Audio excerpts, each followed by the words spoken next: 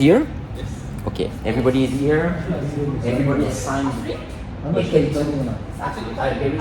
No, Azrin cannot make it, and Kelly, she had medical, well, not Okay, so we are 1, 2, 3, 4, 5, 6. Okay, okay, good. Okay, if you want to do an intro before I start? Or? Yeah, just a quick intro. Thanks for joining. Sorry that we had a bit of a back and forth to find the proper date to run this training, but I'm happy that we managed to go ahead. For a while it looked like we might have to to stop the whole operation. So for HRDF we need 5 minimum. Yeah. So 5 and then up to 20. I think that's the maximum. 35. But we wanted to run this training together with Shani just to gather some experience. This is also the first time that Stefan runs it under this setup. So it's really customized for us and everyone's learning. So any feedback, please provide it directly to Stefan. Anyway, I will ask you to give me feedback as well. Or to me and Shani. But it's a trial run, so it's important that we know where we can change or improve things, fine-tune it. Okay? As we mentioned very clearly at the beginning, myself and Shani will be monitoring this very closely, day by day. Shani is through the CCTV here. This is sleeping. No. Shani cannot make it. She wanted to make it, but she has to go to another seminar. Okay, so I'll be around because I want to see. I'm also interested to see the content.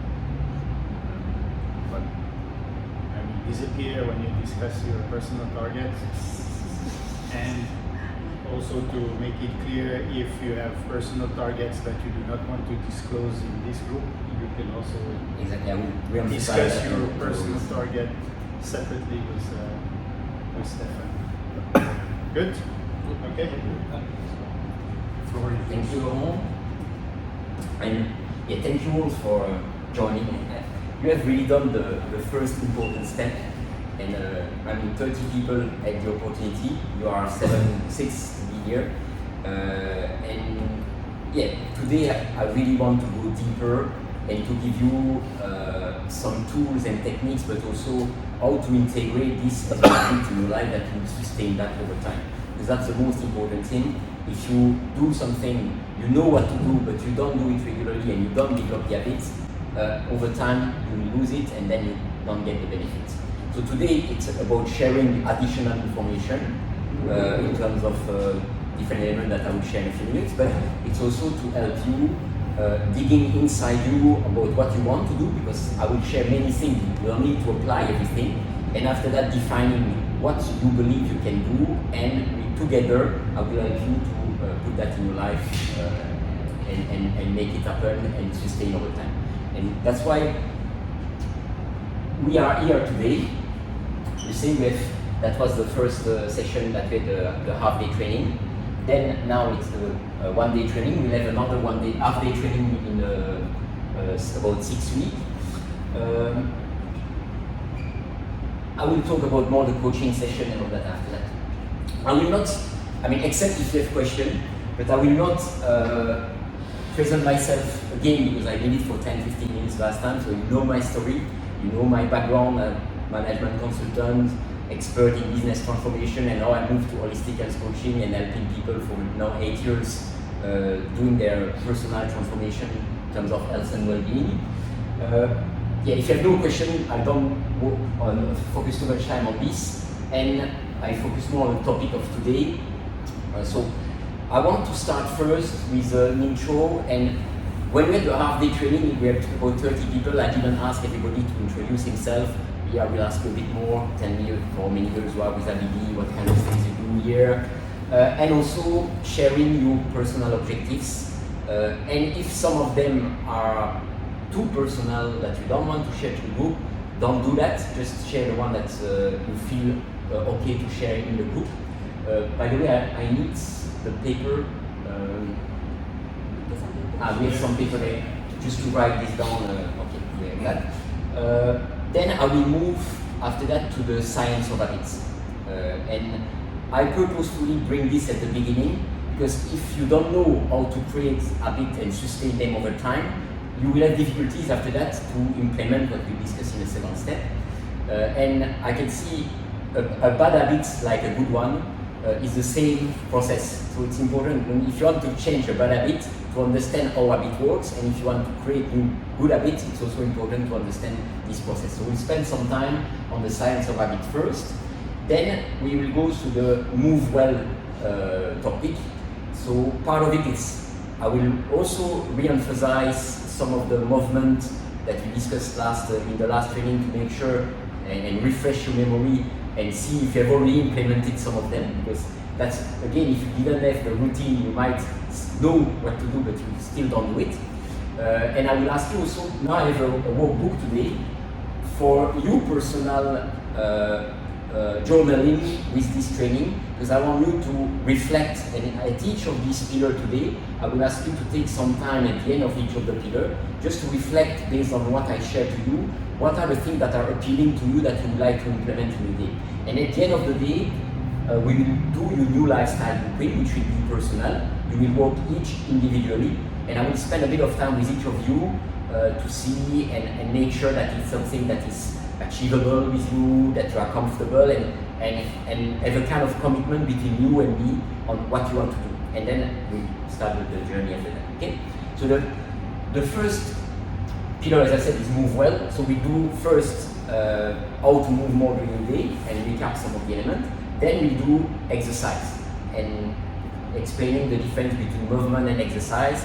And no worries, I will not ask you to do intense exercise. It will be gentle exercise, good for the body, good for the mind, and making sure that you do it in a way that you don't get injured and you enjoy the process. There is a bit of effort at the beginning, but after that you enjoy it.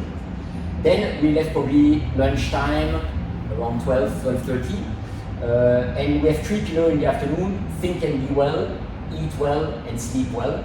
And each of these pillars, similar to the one, will be about 1 hour of sharing, a bit of reflection on what you want to do. Then we move to the next pillar, and I will take purposefully a short break in between, just to give you the opportunity of applying the technique that you learn in your day, and kind of use this day already as a reflection on how you could apply what you learned today in your future, in your day-to-day work life.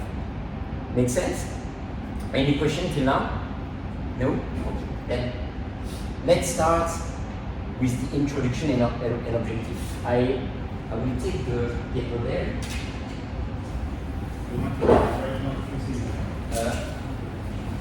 Maybe I would just like to write down the main objectives of everybody.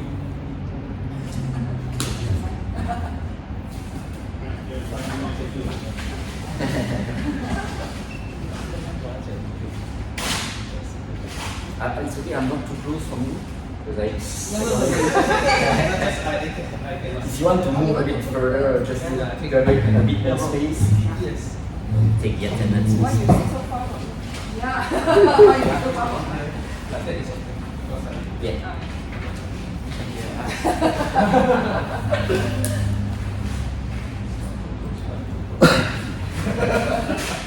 Yeah, it's not good with the eyes to close as well. And what we also will do during the day, it's now we are sitting, and then we move as the TV is can move, we move in other sides to give you the opportunity of also changing of posture and making some of the positive effect that we discussed already last time. Okay, Unit.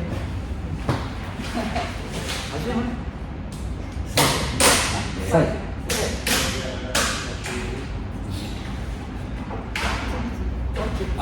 And after that, you can display them on the wall as well.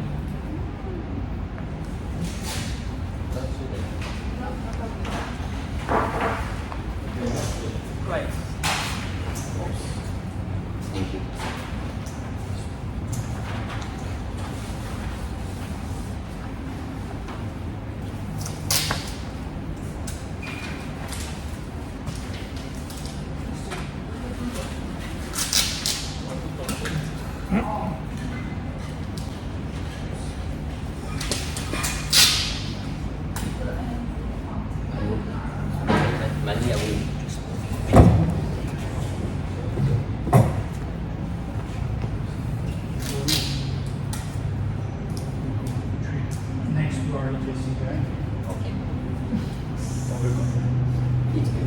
I will need a few after, and then we can use this one only.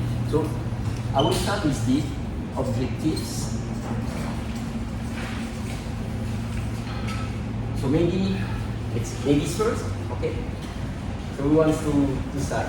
Oh yes, great. Ladies first. Ladies first. Yes, two ladies, yes. Okay, I can start. Okay, so yeah, what are your main goals that you would like to get out of this today's training? More balance in terms of my personal and work life. Balance, okay. Personal and okay. We definitely touch some of this topic. I will not go in the details on how you manage your day-to-day at home, but how you manage better your energy and your emotion, your feelings in your work day, which will benefit after that your personal life. But I will not enter too much on the details on what you should do during the weekends, how to do certain activities during the weekends and all that can help you. I will give you more some tips on the work environment to have a better physical, mental and emotional balance in your day-to-day, which will definitely benefit your personal life as well. Okay? But yeah, that's part of the topic. Anything else? Incorporate more movement during the day. Okay, that definitely is something that we discuss. Okay, that's not everything I do. Accept concept. Everyone the same. And on that, yeah, we will discuss on incorporating more movement, but also exercising. So this is part of what you do in a way, but work-life balance, that this element of exercise will go outside of your work, definitely. But it's also how to create space. That we'll discuss really, because if you don't create the space to exercise and the space for the movement, you don't know, so it's kind of having a system in place that will help you to sustain it over time. Yes, definitely we'll cover that. That's it for this? Okay. Who else? Who wants to share?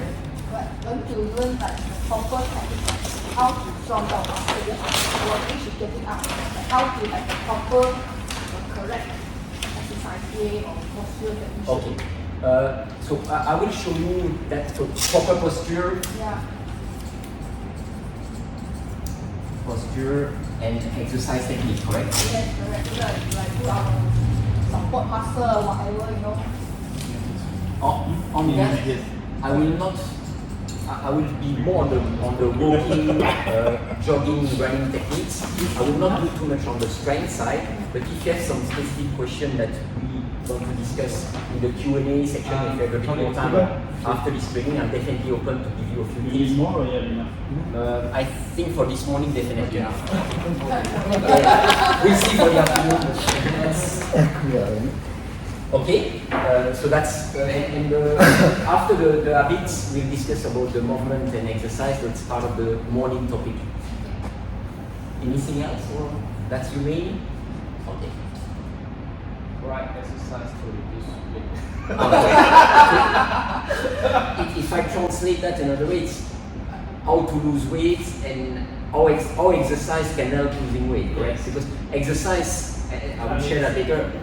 Nutrition is even more important than exercise, but exercise can be a good enabler to eat better and crave less of that food. We'll discuss both anyway. We'll discuss the exercise pillar and discuss the nutrition pillar as well. So, shall I phrase it how to exercise to enable weight loss? Yeah. Okay.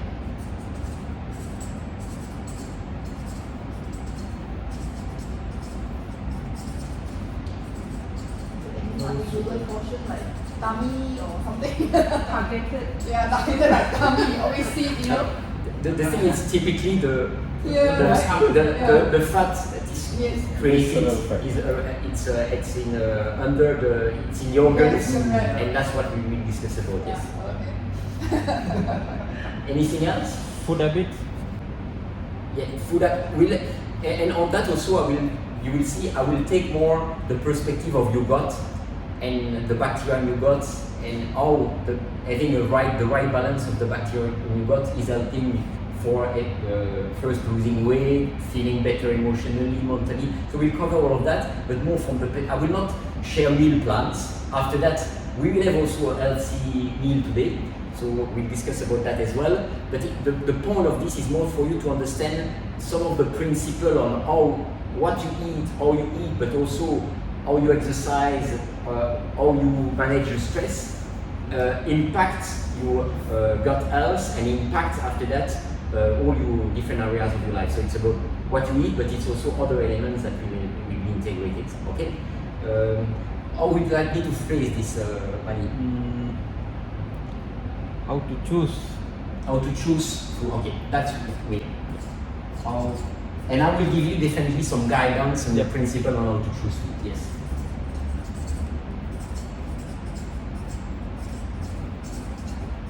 Okay. Anything else?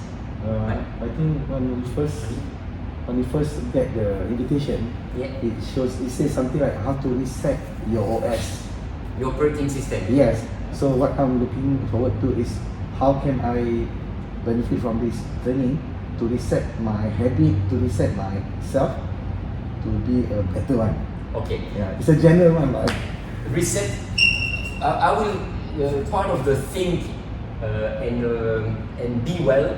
It's talking about the nervous system and understanding on how you can use some techniques to bring you in the relaxation in place of being in the stress, which will benefit. So we'll discuss definitely that. And that's a key element because when you are stressed, typically it's there that you have the bad habit, the bad craving, that in the end you have low energy, you are even if you know what to do, you don't do. Yes. And the first step is to find ways to relax yourself that in the end helps you after that behaving in a way that is positive for your habits and your life. Okay? So reset your I would say your nervous system. Okay? yeah.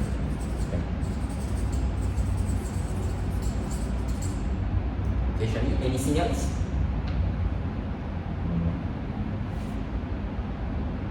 Okay. So there is still Kenny, right? Yes. My one is already written there. Also posture. Posture. Everybody has expressed himself. Do you feel that I have, by reading this, if we meet all of this, you are happy with the outcome? How about the pressure? I mean, if we encounter the pressure, like high pressure or whatever, workload, stress, yeah, then we have the sleep is not well. So how we sleep well? Or Definitely. maybe there is some meditation or Any maybe the meditation. We discussed and read already this, and I will re-emphasize the box breathing. I have a few other breathing techniques that can help, but it's also why the holistic element, and I will recover that because in the end everything is integrated, and often if you have a difficult situation and stress to handle, it's the fact that you exercise, the fact that you move regularly, the fact that you breathe well, the fact that you eat what you should, the fact that you have some good routine in terms of sleep, all of that will help enabling this resilience that in the end you deal better. So there is the technique by itself, but it's also all the different habits that we'll cover today. And part of it is helping you developing your new lifestyle blueprint at the end of this day, that by implementing this will enable that you deal better with that. One thing that I will not do today because I don't have the time, it's talking about mindfulness meditation, because it takes some understanding first, and the practice can be a bit difficult for some people. So here I didn't want to integrate this, but I plan to do that in the next training, the next half-day training. And we discuss also about the science of the flow and being able to access the zone, the flow, and then I will integrate mindfulness. And we'll have also a few weeks of practice of what we will do today, which will enable to do the mindfulness in Wizzy. And I see some people have difficulties to practice a sitting meditation because the head is turning too much, and then some element that we now cover in this training will enable already to put the body and mind in the right condition to be able to do that in a certain stage. So that's why I purposefully, for time reason and also for the fact that it's more difficult to implement mindfulness meditation than some specific breathing technique that we'll cover today. Does it make sense? Okay. So you said how to handle heavy stress. Stress management. Okay.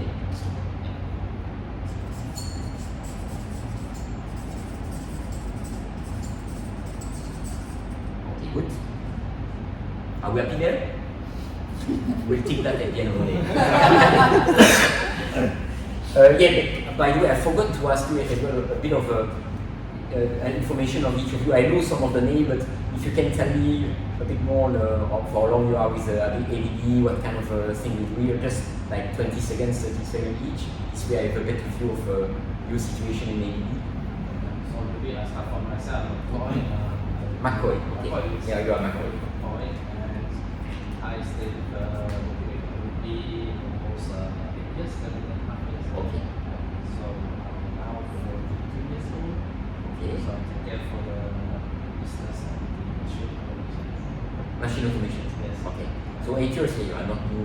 You are part of the old people in the business, or Not really. it depends, because in some business like 2-3 years people are moving, so 8 years is already. I mean, Laurent is like Yeah, it's 5 or 10 years. Oh guys, I'm not that old. And 42, yeah, 42, Yeah, right? yes, yes. And yeah, let's see after that. Yeah. So Carol, right? Yeah, I'm Carol. Yes. Same business as McCoy.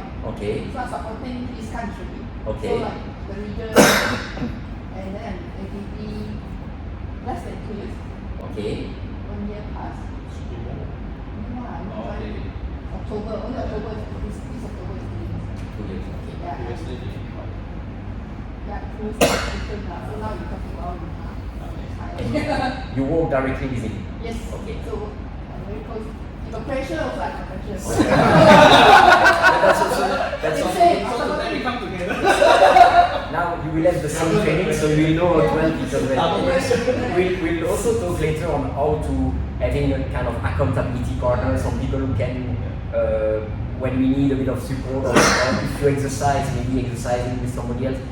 I don't know, it could be also an element that in the end can reinforce the habits that we discussed today, because we have the same training. Good.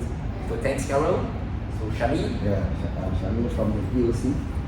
DOC, what is it? Digital Operation Center, where we Okay. support customer online Uh-huh. for any of their breakdowns and technical questions. Okay. Been in ABB for almost 18 years. 18. Yeah. I lost count. So yeah, 45 years old this year. Very excited. Thanks, Shami. Hi, I'm Mani. So I'm almost 10 months with ABB. So I'm a HSE guy, safety and health, environment, and also part of security. So I'm always looking after the operations and also staff well-being, to be safe and also share good thoughts, always be good, looking good and everything. So So what we learned today, you will be able after yes, that to inspire it others. will be directly That's good. involve me, and then maybe I will share to some of our those who cannot make it today later. So hopefully you can share the slides as well later. That's all. I will probably share like I did Yes, the, please. the summary card that you can keep in your. Yep. Even if I don't share overall, then because we have our town hall sessions, so maybe I can share a bit on the every sessions. Okay. So that because I cannot download everything on the one day, so I can share and then I break it into few sessions, and then hopefully I. By the way, if you want to sit a No, bit no, closer, it's- because- because you are writing just there. sit for the- this way it will be Because also you are- more you are beneficial for watching you. Because you are a bit behind. Just trying to stay out of the. Thanks, Mani. So Kenny, right? Yes, hi, I'm Kenny. I'm from Digital Operations Center, same like Xiaomi, and I'm doing the same thing like Xiaomi also. But he is more towards the part, I'm more towards quality service. I roughly in ABB about 6 years. 6 years. Yeah. Thank you, Kenny. No problem. I'm Korean. Korean. Yeah, Okay. Business controller for robotics from Malaysia and Indonesia. I joined ABB for 11 years. Okay, so I can see that you are already for a long time in the business, because when I go in management consulting firm or things like this, I can see generally it's like 1, 2, 3 years they are in the firm, but they don't stay for long. So it's a team that has already grown together for many years. So I guess you know already each other as well. Quite well, most of you. A large portion of the team is 5 to 10 years. Okay. With a good third, I guess, adopting service. And that's good because I believe that if you know each other for a certain time, it will be easier also to kind of re-emphasize and reinforce and maybe doing like exercising maybe together. We'll discuss that later, but yeah, if the relationship is already there, so it's positive, definitely.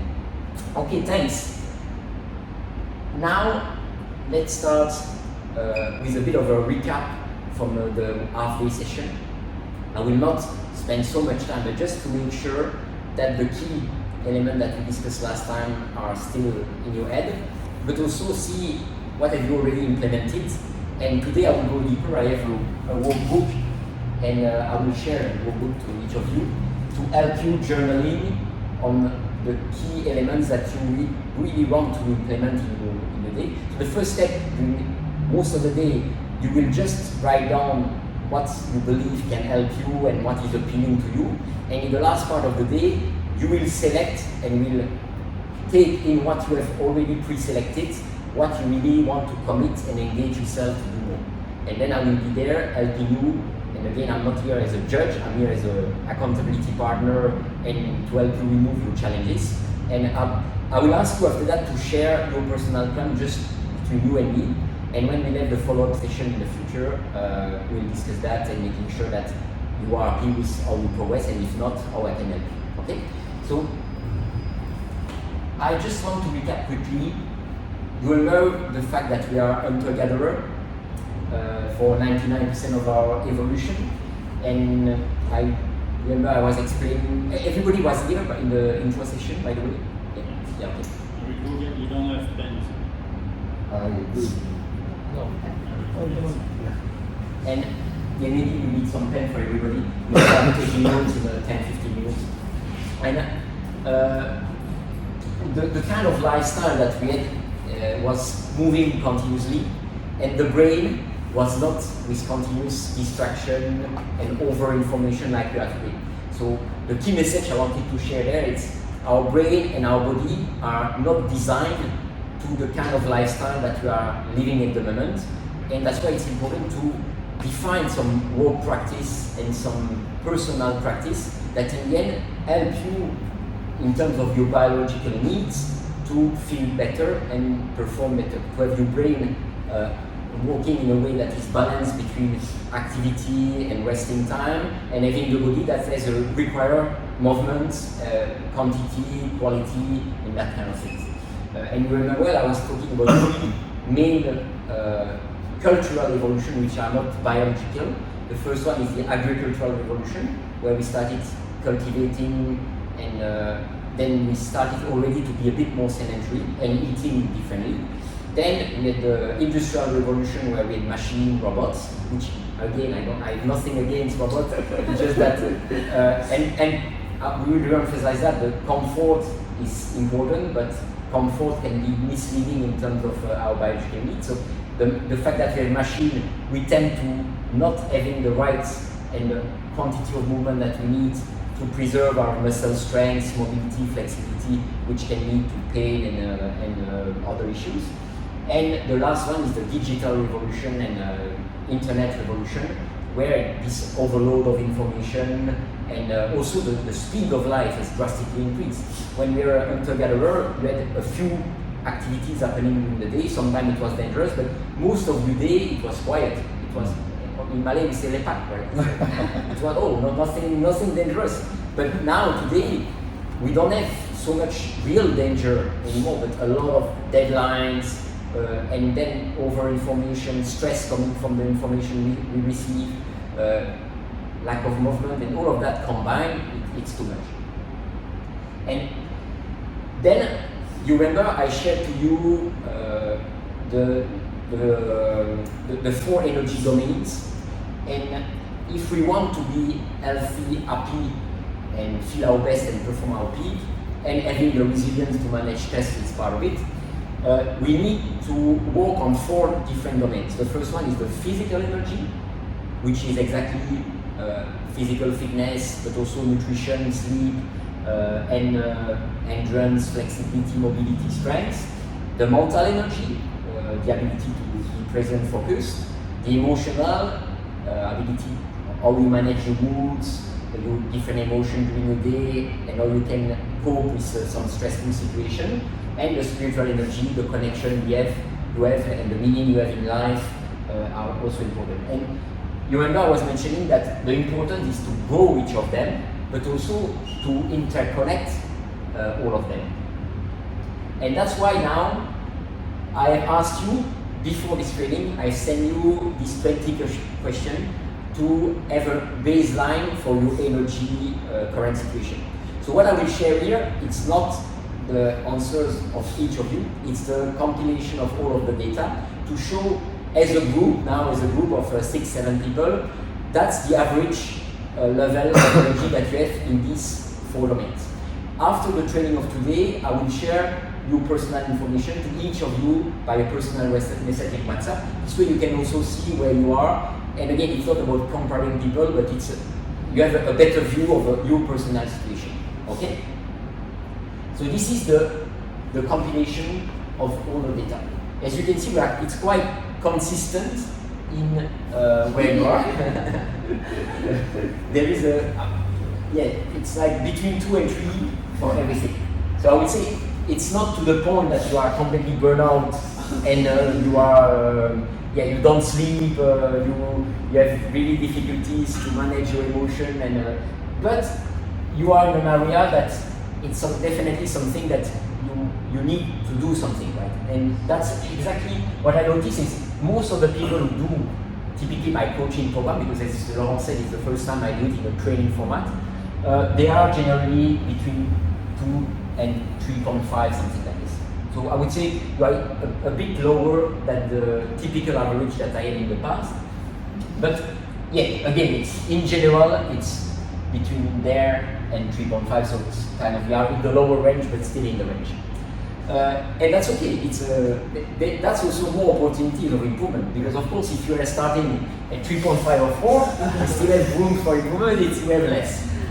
And I would like to show you typically, and I'm confident that where you are now, we can probably increase about 1 point for each of them. So in place of being at 2.4 for your physical, being around 3, and this is just an estimation again, it's a simulation. You might progress a bit more in some of the area than 1, you might a bit less, but I would say overall, you will grow, of course, by practicing. Again, here it's information, I'm there to guide you, but yeah, I cannot do it at your place, right?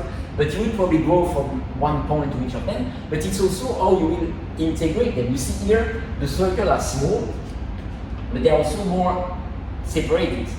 What the different techniques that I will give you will enable a better connection between all of these elements, that in the end the circle grow, but they also come closer together, because the habit and routine are enabling this holistic benefit.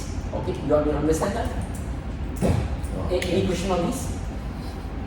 So I'm confident that at the end of the 6 weeks, when we do the next training in mid-July or mid-July, you'll probably be on that side, between 3-4.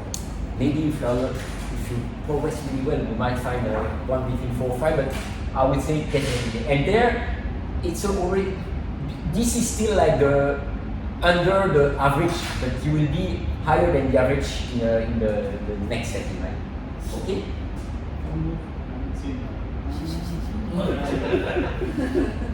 Oh my God. You said that you would not come in the discussion. Luckily, I did not feel like it would be even lower. No, but that's I got a few instances where really people were between 1 and 2, and then and the thing is the energy. The lower the energy is, the more difficult it is to start rolling the ball, and that's where in this situation, I mean, in my view, right, in a positive start, but of course now we need to integrate and start moving the needles in a good direction. That's why we are here, right? Okay, and just to recap here, that's why today we'll cover these different move well, think well, be well, and also you will notice that when we progress in the training, I will re-emphasize sometimes the same thing. But it's also for you to understand that, hey, when you exercise, it has benefit for your gut, but it has also benefit for your mental. And I hope that when you will start taking notes on what you want to do, the fact that you see that maybe some common elements are coming, it's not an additional motivation to try to integrate that in your life, because you notice, hey, it will have positive effect maybe in terms of my stability of energy, but also in terms of my weight loss, but also in terms of managing better my stress. And that's why sometimes it's not about doing really more things, but it's doing them the right way. And that's why I would share sometimes like exercising.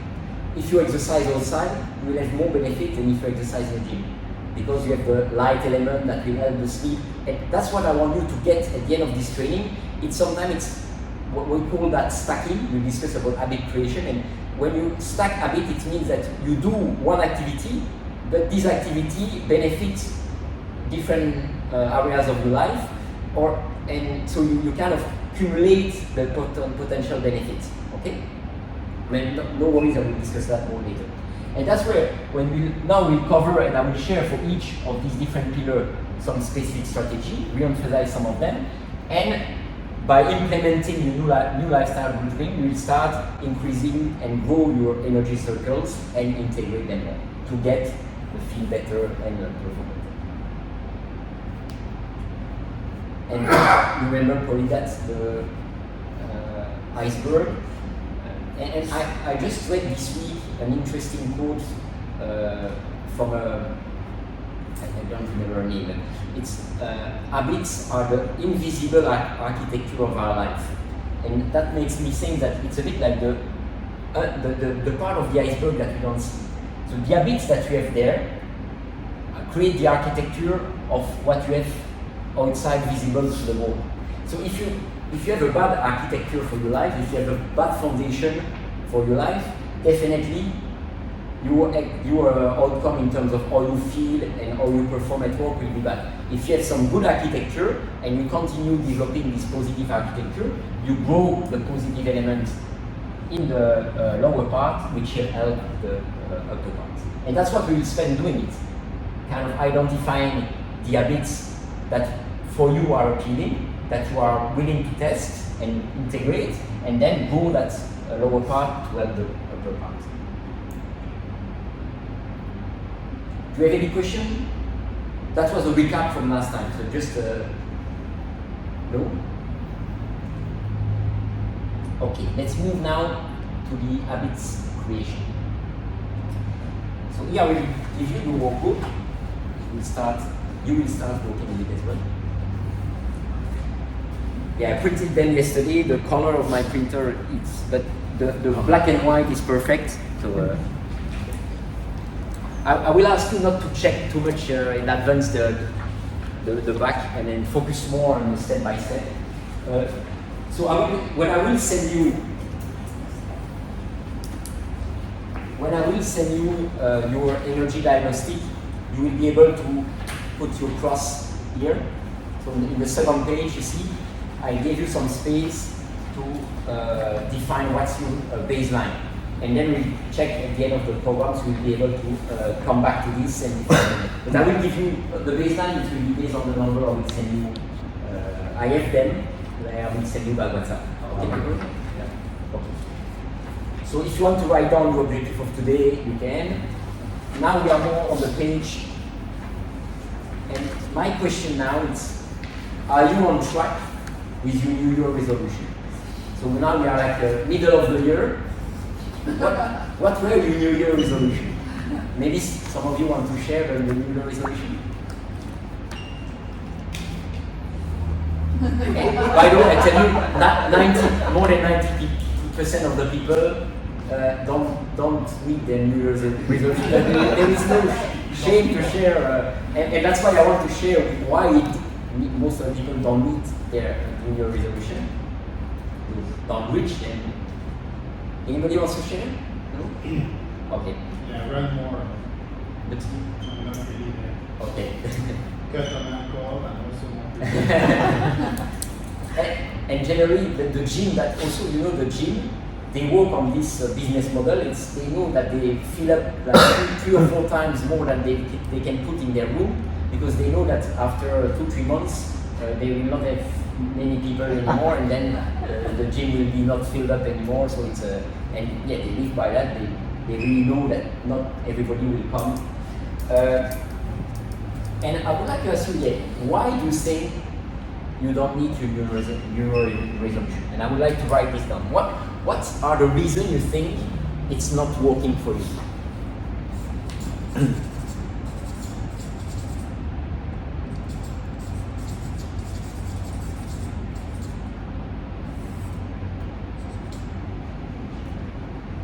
Bad strategy maybe. Bad strategy? Yeah. So you don't Or, have or no strategy. no strategy or bad strategy, right? That, Bad or no strategy. If I want to lose weight, like I said, tomorrow will start. No discipline Yeah. or consistency Yes, or yes. you know, just think I'm going to do this, but then actually no discipline. yeah.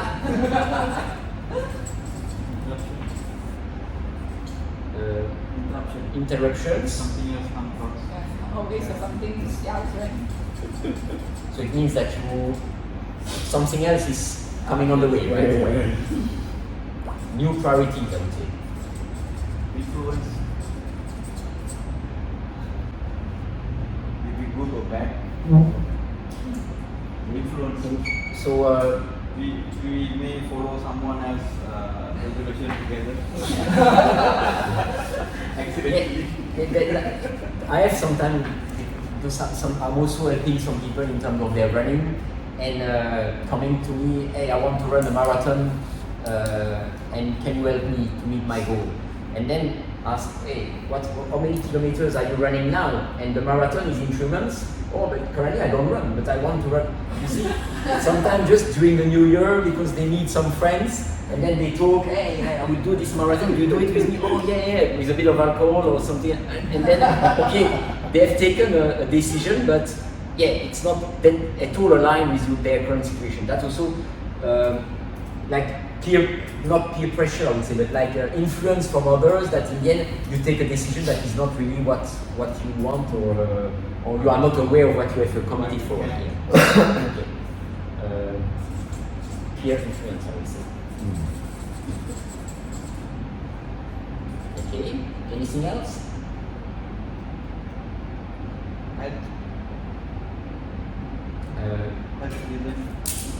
Health. So you have started, and then you have a health issue that stops you. Yeah. That's something that I would say a valid one. I would say yes. Like an accident, or maybe you need to move from country to. But even there, I will share some tips that can help you on that. Okay.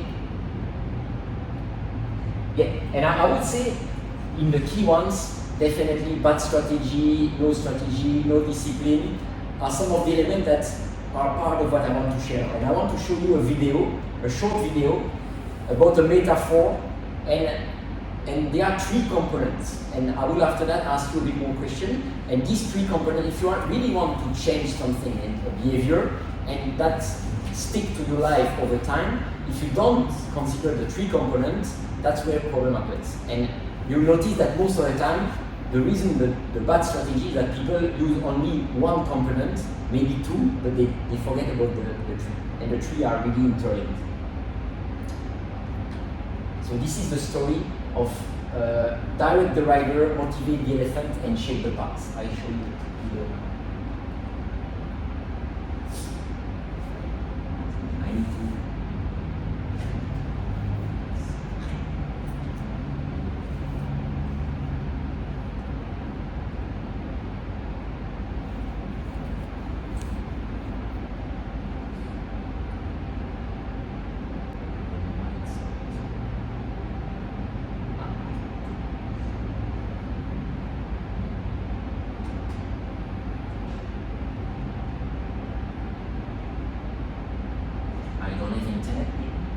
No, you're not connected. No, I'm not. Yeah, no. Is there anybody who can give me the connection? Because I had it last time, I thought it would be automatic, but no. No, because you take notes. Thank you.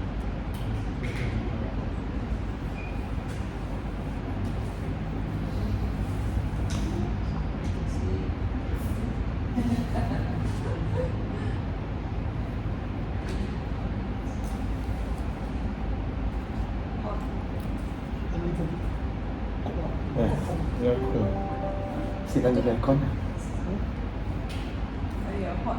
No, Stuffy. Stuffy. Huh? Then why you mask? The best prayer to attract You're wealth not begins sick at with all? Okay, sorry for this short. when you understand that the strongest energy in the universe is not thought, meditation. Okay. So after that, I will ask you to describe the three components and why they are important. Jonathan Haidt is an American researcher who tells a beautifully simple story showing the links of the three elements of behavior change. So Haidt says that to change your behavior, we have to think of the three things that are needed for any behavior change to occur. The first is our rider, the second is our elephant, and the third is our path. And all three of these work together to form a puzzle that we have to solve for any behavior that we want to change. So the rider is your brains, your ability, your knowledge behind any specific change you want to make. The rider knows all the information you might have about a problem behavior that you want to stop or a good behavior that you want to start. The rider knows the reasons why changing your behavior is good or needed. It knows a lot, but the rider is the smallest piece of this puzzle. The elephant is the strongest piece of the puzzle. It's your motivation. The elephant is your heart, the reasons you do what you do. The elephant is big and heavy and strong and powerful, and the elephant goes where it wants to go. While the rider might push her to go in the direction where he wants her to go, the elephant will always end up doing what the elephant wants to do. And then the path is the environment or the conditions where the elephant and the rider live, work, and play. And the path includes the people and the communities that you interact with, the policies and the laws that affect your life, and all the pieces of the puzzle that help to shape you into who you are. So when you want to change a behavior, you need to, one, make sure that your rider has the information he needs about the problem and the target behavior, what your true motivation to change is, and the environment around you that includes how you'll seek support when you need it and how to make sure that you stay on the path. Two is you have to understand what really motivates you to change. By knowing your motivation for your elephant, you can apply her as the impetus or the reminder for why you are doing the hard work of change. And three, to adjust what's on your path and removing the obstacles blocking your way, and to add things on your path that will help you, like a supportive person or groups or tools that will remind you of your motivation or building more knowledge and skills. So by remembering your elephant and what motivates us to change, by learning the knowledge and skills you need to change your behavior, and by clearing your path, you can change any behavior using proven behavior change techniques.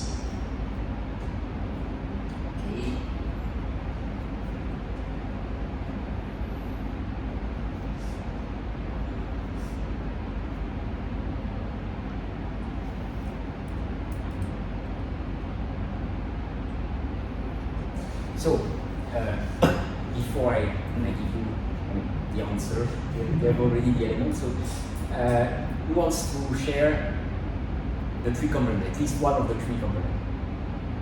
What's important if you want to change behavior? In terms of, they were talking about three, Knowledge? the metaphor. Oh, the metaphor. What I want is the component of the metaphor. So The rider. The rider. Yeah. Okay. And what is the role of the rider based on what they explain? To have the knowledge and information. And it's in the end, it's a bit your rational brain. It's when you take a new, and that's typically the one that a lot of people do when they want New Year resolution. Is the rider is clear, or at least you have something and you say, oh, yeah, I need to lose weight, I will go to the gym, and maybe even they do it smartly and say, okay, I will go 3 times to the gym and I will do that kind of thing, so a specific program. It's something that your rational brain have really developed. It's clear.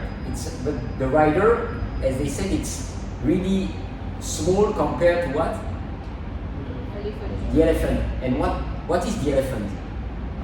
Motivation. They were mentioning it's the motivation. And your motivation, there is willpower in the brain. And that's why when you do a New Year resolution only with the brain, you might do it for a few weeks. But the willpower is really weak compared to your motivation that comes from your emotion.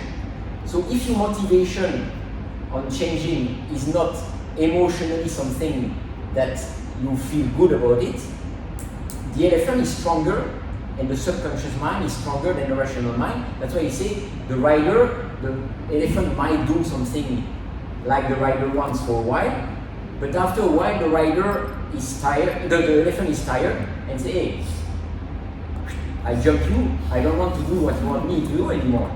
And the elephant is really strong and stubborn. So if the elephant is not happy, and that's also your thing, if you do something in your life, because I give you an example, you only work for money and you have no motivation, no interest in what you do. You might sustain that for a while, you might sustain it for some time, and you'll create some problem because your heart and your gut will feel bad about it. And that's your motivation. And if you want to move things in a positive way, you need to have a positive emotion about why you want to do it and what you want to do. And that's why what Mani was mentioning, the peer influence. Like if you take the decision to do, oh yeah, I will go with you for that, but you have no real motivation to do it, you have no real reason to do it, it doesn't work. You may also know the story of Simon Sinek, have you heard about, who says why the why is important. And in the end, if you, like Apple, they have a sense of purpose and why they do things to help the planet. I don't remember exactly the detail. If a business has a strong why, people buy because they like the why, they like the business purpose that they want to do. In the what and the how, you can have 2 companies that do the same thing. The one that has the stronger brand and the stronger why will generally win because that's important. That's what attracts people to buy. It's the same for you. If you want to be attracted in something, you need to be motivated for it and come somewhere out. And I will talk later about exercising. I see many people, they don't exercise because what they do in an exercise is always something that they have to do, but they don't enjoy it, they don't feel good about it. And if you don't feel, I'm enjoying it, I have a positive emotion, I feel energized, that's, in the end, will continue over time. It might require a bit of work, I will tell you, and that's why I will give you some tips for the effort at the beginning. But you don't sustain things only with the willpower, which comes from the rational brain. The willpower is good to start something, but to sustain it, it's the motivation, it's the elephant that needs to be clear. And when you have the rider and the elephant that are aligned, then they want to move in the same direction, okay? So that's 2 components. Which one is the third one? The path. Shape the path. So that if you have now, you have to go in a point A to point B, and you have to take a trail in the jungle versus a small road versus a highway. Which one is the easiest? Highway, because the path is clear. It's you have the macadam. It's easy. So you will definitely go faster there. It's the same. If you want to help your elephant and your rider to go in a direction, if you create an environment that will help them to go there, it will be easier. And that's what I will ask you, and I will give you some tips later for different areas of your life. But it's what can you do that in the end you simplify you shape the path to simplify the habit creation and to sustain these habits over time. Like, let's say that I give you an example. If you want to go for a run, or let's say three run next week or 3 walk next week, one way of shaping the past is already planning a new calendar. It might be strict days or it might be flexible, but like, I think on Monday I will be able because I don't have meeting at that time. But it's a way of shaping the past is to be clear when you want to do it. If you want to exercise tomorrow morning, if you have all your stuff ready on the side, your shoes, your clothes, your water, when you have to go in the morning, it's easier to go because you know everything is there. But if you have to say, oh, where are my running shoes? Oh, they are dirty, I went, and then, I don't have any clean t-shirt. Oh, okay, I will go tomorrow. That's shape the past, it's that, right? It's what can you do, and again, for each of the pillars later, we'll come back to this, to shape your environment that in the end, it's so easy that I like this story. It's sometimes we don't take the time. If you don't shape the past, you say I'm too busy, but you don't prepare yourself, you don't change the wheel, and the wheel will help you to go easier in that direction. And that's where the environment is so critical, and often when people take new resolution, they don't think about that. They think, maybe they think sometimes the rational aspect, yes, that's the one. Like today, you are here because you have some objective in terms of improving your health and well-being. So that's the rational. In a way, I'm a bit here to help your elephant during this journey to be happy with the rider. So I'm there because you need some help on how making the elephant happy of what you know you need to do, but currently you don't have the techniques, or you don't know because you lack the theoretical knowledge, or because you lack the practice, the techniques to do it. Okay? And I like the story of Domino's Pizza. Is it healthy food? Domino's Pizza. Healthy food or not? No. It's a good food. I cannot give you the healthy or not? For now, yes, maybe end of the session, no. I would say that the answer is definitely it's not healthy. But the question, why people buy Domino's Pizza? Delicious. Easy. One element is the motive, the taste. So that's one. The motive. The elephant likes the pizza. That's one. Okay. Convenience. Exactly. What kind of system and I'm talking about a system. They have a powerful system that in the end people buy. Convenient. What kind of things do they do? Home delivery within 30 minutes. So that's one. Tracking. You can track, so you are clear of when it will be there. Okay. A lot of vouchers to see people. Yes. So this is you can add more. The payment. You can pay online. You can pay by credit card. You can pay by cash. You can pay. So in the end, you don't need to think, I will pay it. Okay. After, when in their system, when you have bought 1 or 2 times, they will say, you like this? You want that again? So you don't need to repeat, put your address in the system. So their system, and I just give purposefully an example of how some people know that's not great, but let's say you come back from a trip, you don't have time, you want to eat. The system of Domino's Pizza is so good that, I will take Domino's Pizza. It will be in 30 minutes. You have ordered in 20 seconds and it's there. And I would like you to think how you could use the same kind of mindset and to create your system that we'll discuss later, that in the end, the positive habit that you want to develop in your life, you help your elephant and your rider by shaping the path using similar kind of ideas. And I will help you, I will give you some additional ideas on how you can shape your path for exercising, for good morning and routines and all. But does it make sense?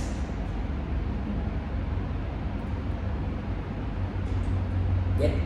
So which are the three components? The Rider is what? Knowledge. Yes, the rationale, in the end, what we typically use in our intellectual life to plan and all that. Okay. The second, the motivation, the elephant, which come more from the motivation is always from the heart and the gut. And that's why the willpower is from there, the gut motivation. So that's the elephant. And the third one, the past, the system, the environment that will help you shaping the gut. And there is maybe I've already shared that through here, or it was in another training, but there was a business, it's part of a book that I read, Atomic Habits, which by the way is a really good book if you want to learn and go deeper even in the habits, Atomic Habits. And it's there was a lot of obesity in that business, and people with type 2 diabetes, cholesterol and all that. And what they had in the pantry, it's all the stuff they were selling were Mars, Sprite, Coke, all sugary and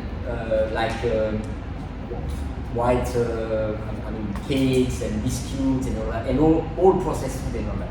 And they decided to help to shape the environment that they would move all of this food from the vending machine and replace by fruits, and then also having some water, but soda water, sparkling water, adding some taste in it like lemon, that in the end, but the fact that they move all the unhealthy stuff and replaced it by healthy stuff, people at the beginning were not so happy. Because of course they liked, as you said, why people buy Zonulin, because they like the taste. But after a while, people were used to and started taking what was there and enjoying it. And over time, I don't know anymore the period they took, but they could show drastic improvement in terms of weight loss, in terms of reduction of medical leave. I don't remember exactly the details of what they were tracking. But you see, this is an example of shaping the environment. It's if you want to do something, help yourself first by making sure that you create friction for the thing that you don't want, and you create traction for the thing you want to bring. Make sense? So the friction, if you don't want to eat something, don't buy it. If you don't have it in your fridge, at least you need to go outside to buy it. If you have it at home, it will be easier when you have a craving to go there. On the other side, if you want to do something positive, as I was mentioning, if you want to run tomorrow morning, prepare your stuff the day before, and it will increase the chance that the day after, I will give you additional on that later. Okay? Make sense? Okay? So if I have no other question, I can move to the first pillar, the move well. If you want to just go to the restroom for 2 minutes, or is okay, or I can give you 2-3 minutes in between if you want, just to wake up and just to move a bit your body and be present. It's not long, it's just a short break, just to yes, if you want a coffee or something. Yeah.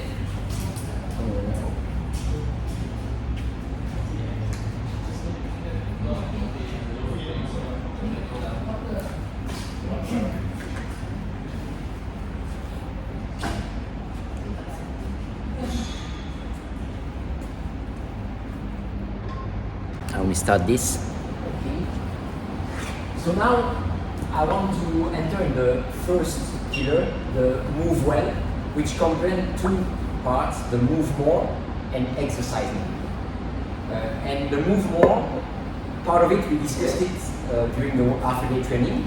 But what I will ask you, I will do a quick recap of the element. I will not show you again the videos and all that.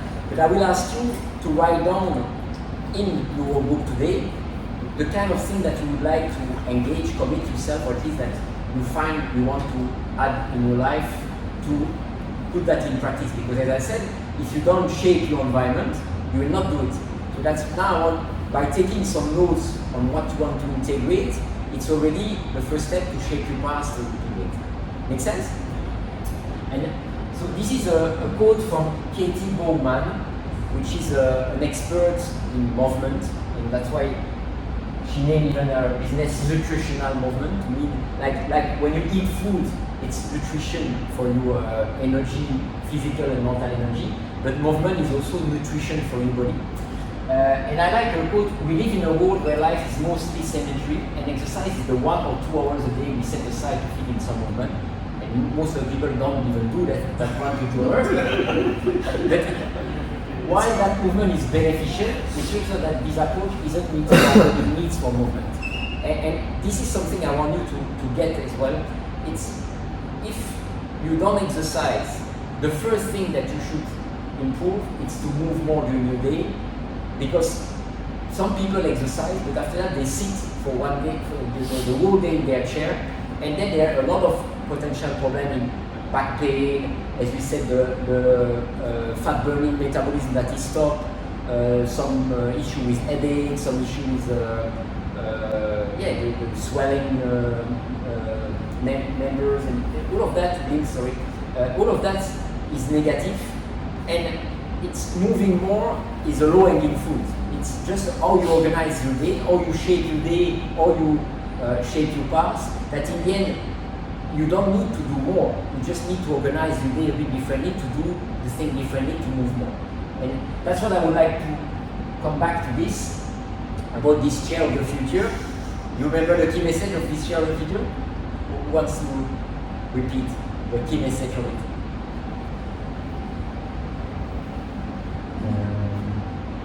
With your words. Key message is you don't have to move more. Yeah, that's a pure beauty of technology, definitely. And again, it's okay to have that chair. If you go in that chair and you play with it for 1 hour a day, it's okay. But sitting all the day like this, you are kind of not doing any movement anymore. So, and if you remember well, I was mentioning that comfort is good, but it's sometimes against our real biological needs. And when you do something, always think about it. When you do something because it's comfortable, then you feel, okay, it's easier. But sometimes it's also thinking, yeah, maybe by trying to do this a bit more difficult, it will benefit me in terms of helping my body to move more and helping my health and well-being in the long term. And yeah, we'll do this morning, we'll sit here, for example. Afternoon, we'll go and I will just move the TV, we'll go in that direction. This way you're not sitting in a chair all day. You will be able to take the upper chair, but also standing up.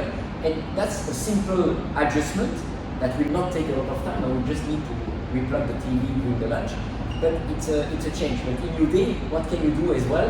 That in the end, change the status quo. And I would say, I will not show you again this video, but these are the typical negative effect of sitting too much. The physical health ailments, so typically the hip flexor are too short, the glutes are not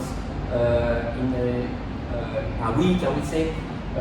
In terms of your mental as well, if you start noticing that you are moody or that you have difficulties of concentration, one of the first things to do is to stand up and go and drink a glass of water, walk a bit, and just the fact that you will move, that you will open your chest to breathe better, will enable already a change of mood. And talking about the stress, that is, of course, you will not change completely from A to Z, but simply changing of a position can already enable a positive effect. But we don't do it. Generally, when we are kind of in a stressful situation, we tend to stay in the same place and kind of forcing our way out, but it's not happening. And that's a tip that I give you. It's not really in the course today, but that I apply myself now. It's in the past. When I was facing a challenge, I was kind of forcing and trying. I need to finish this, and I really need, before I do something else, I want the solution for this. And then I was starting pushing, and it was not coming. Now I do the opposite. When I start noticing I have a challenge, and I feel it doesn't work, it doesn't move, in place of trying to force, I just do something that brings me back in my body. Might be a bit of stretching, might be a breathing exercise like we'll do later. If I'm at home, might be taking a cold shower, that in the end. And just by allowing your brain to go out of the challenge and the stressful situation and redirecting your energy inside your body, in your movement, and feeding your body in movement is helping. And then you go back to what you need to do, but you have a fresher mind at least. Do that for a few minutes, it's already often helping. Make sense? Okay. And of course the chronic disease that there is an increase when we sit too much in terms of heart attack, AVC, the cholesterol problem is increased, the sensitivity to insulin, so the type 2 diabetes typically is increased. So all of these, again, it's not about exercising, it's about moving just more, okay? And before I move to the other techniques, how would you describe the difference between movement and exercise? What's for you, with your words, what's the difference between movement and exercise? Duration. Sorry? Your heartbeat rate will be to go for certain Yeah, that's, yeah. When you move like now, if I'm here, I walk, I move, but my heart rate is still probably, let's say, Nice. depending on your fitness. For me, it will be 50, 60. For people who are, no, sure. Yeah, that's the thing. It's more you improve your fitness, more you decrease. But it's not in a range that I'm exercising where I have some heart benefit. Yes. And that's also something I want to be clear. For some people, when you are not fit, exercising, they should not run because their body is not ready for running. So at the beginning, what I will show you later, depending on where you are, some of you might jog, some of you might do brisk walk, some of you might do a mix of brisk walk and jog. What is important is that for your current situation, you train in a certain heart rate, that in the end you will get the benefits of exercising, which is helping in terms of your fat burning metabolism, in terms of your energy, in terms of your immune system and all of that, but not too high in intensity, that in the end you have the negative side effect. And I will go deeper on that later. But that's the difference between movement is important, exercise is important. If you move only, you don't get some of the benefits of exercising for your heart, for your energy, for your other elements in terms of the fat burning metabolism and sugar burning metabolism. But you don't have the benefit of movement if you only exercise and you stay sedentary. Clear this? Okay? So now you have, because I would like to take action to what we discussed the other day, and I know we did that last time, and in the move well, so after you have your New Year resolution, I have created 2 or 3 questions, and one is, what adjustment can you make to your home office or your home or office environment, to spend less time sitting? And I would like to, because you remember, that was my home before. And I was sitting on the bowl. Now I have a stand-up desk that I use, but I was also standing up at the counter of my kitchen. That's something that, are you working from home sometime? Okay. Currently, are you sitting all the day? Yes? Yes. So what I would like to do is think and be creative, and I give you like 2-3 minutes to think about it. But what could you do now in terms of shaping your parts to change your environment that in the end you are not sitting all the day? Is there a way that you have a place where you can stand up, for example, and walk from there? Or could you have something similar that you elevate your computer? No? Think deeper. I can go down to because my English is at the first level, there's ground floor, so I can go toilet ground floor, so this is Yeah, that's more the next action I will ask you to do. on the needs. Now, here I'm talking about shaping. Remember we discussed direct rider, motivate the elephant, and shape the parts. Yeah. So here it's what can you do in your work environment today that in the end will enable that you don't sit all the day when you work.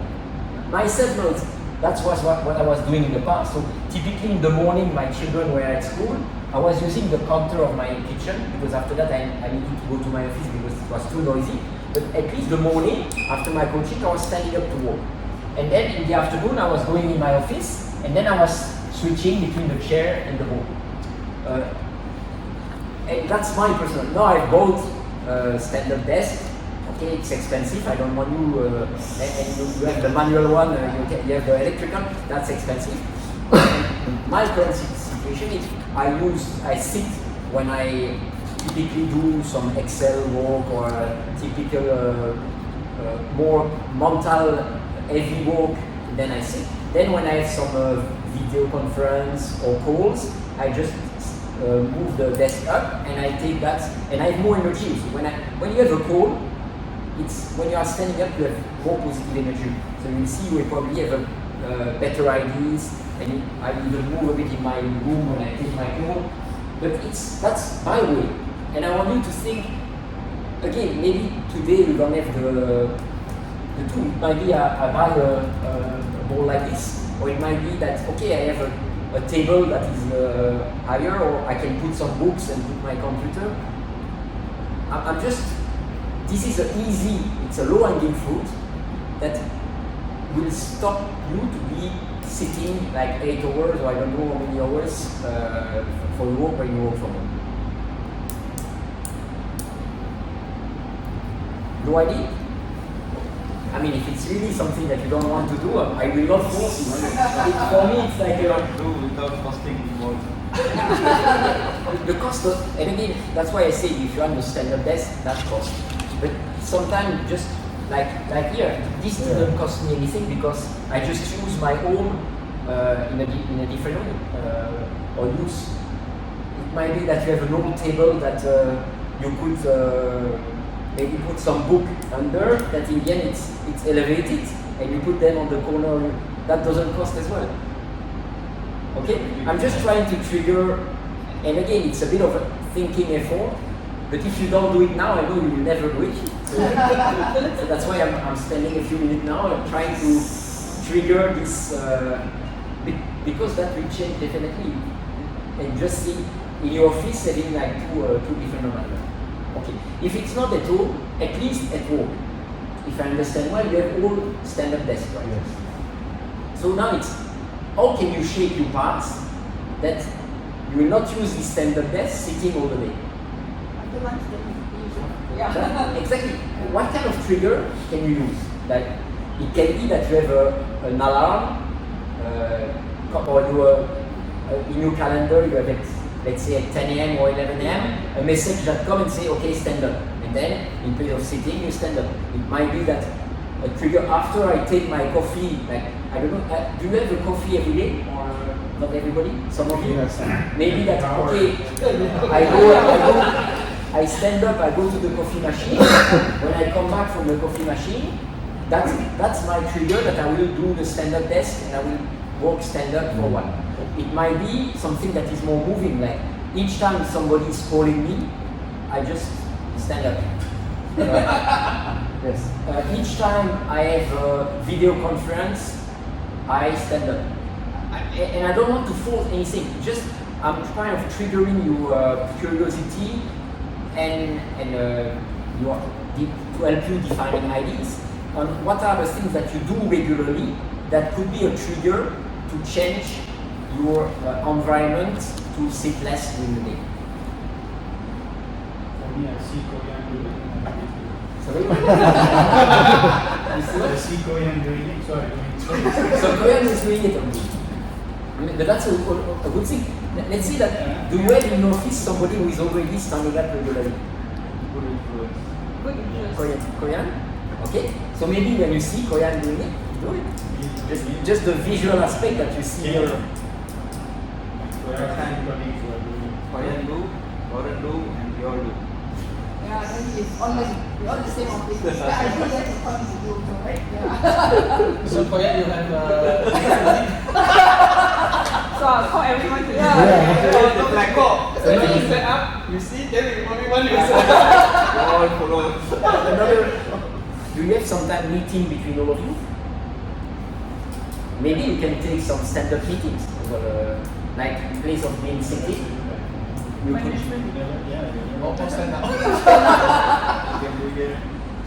I remember when I was working as a management consultant in the past, we in Lean Six Sigma, and we are doing our project reviews, standing up with all the chart. It was, and then you have also more positive energy, And then it lasts less long as well because people, when they are standing, they feel, oh, I want to sit again after, so they kind of go faster than if you are sitting and falling down on the chair.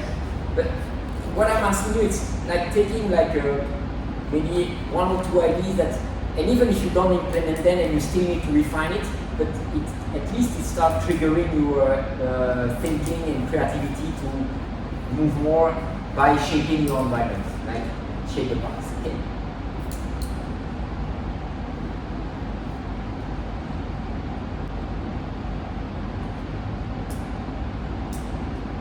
Just some idea, I'm sorry for it. You can buy these foldable tables that you fix in your home. When you look on Shopee, they are really cheap. You can find 60, 80 ringgit. For me, I Comfortable on the table. have a bar counter that I can use. So the bar counter has a positive impact and a negative impact. Negative Bar counter impact is is that it's a bar alcohol. counter. Positive impact. You can get a smaller one, 1 feet or 2 feet. But they are very Multiple small size, tables. yes. They are Yes. designed just for laptop size, like 30 centimeter by 40 or something like this. You just open it. Yeah, there are some shelves also where you have you take something out and then you can put your computer. Okay, I move to the next one, and this is again a recap as well. You remember what is the non-exercise, I mean NEAT, sorry, I will not say the word first. What is NEAT?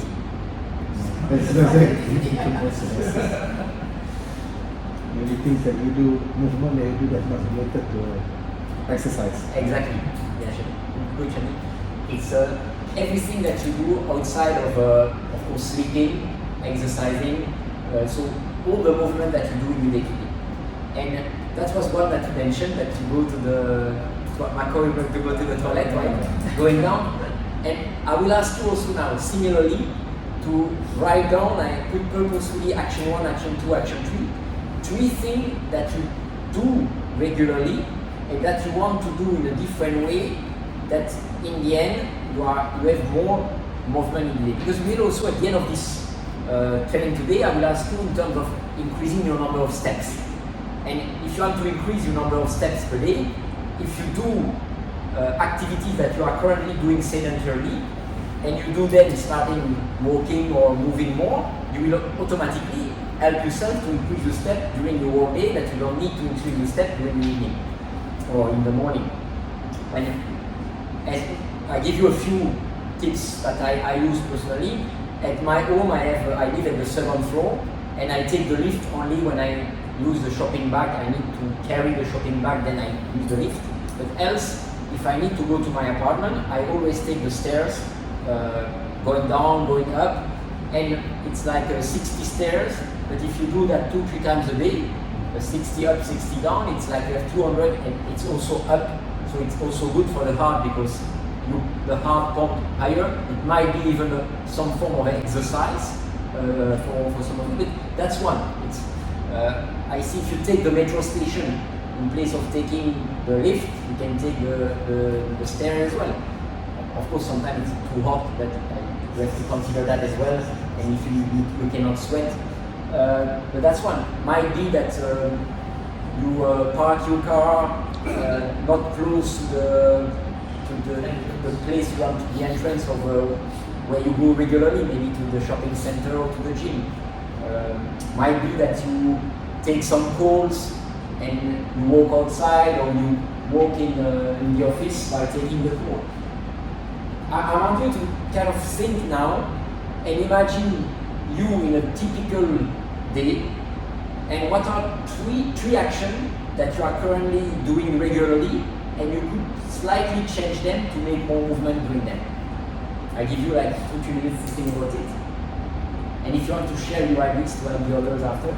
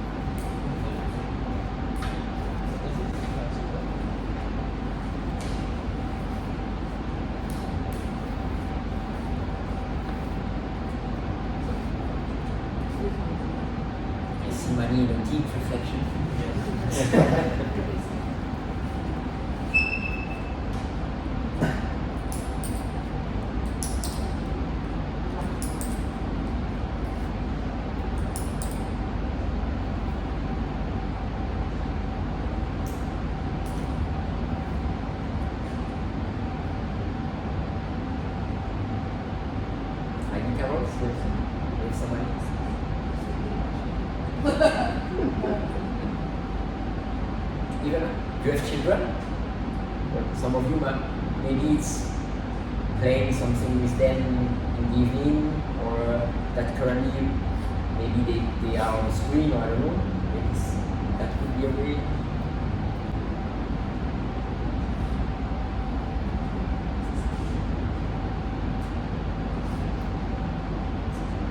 Myself, when I watch TV, sometimes I just do a bit of stretch. I take my yoga mat and I do a bit of stretching or foam water while I watch the TV with my family. You might find this a bit strange at the beginning, but in the end, I'm just like they are sitting there, like my son is there, and then I'm using the yoga mat and I do the foam water and I talk to them. But I use the opportunity of sitting in front of the TV. It doesn't need some concentration to do that, so I find a way to accumulate something that helps me moving more when I do something simple.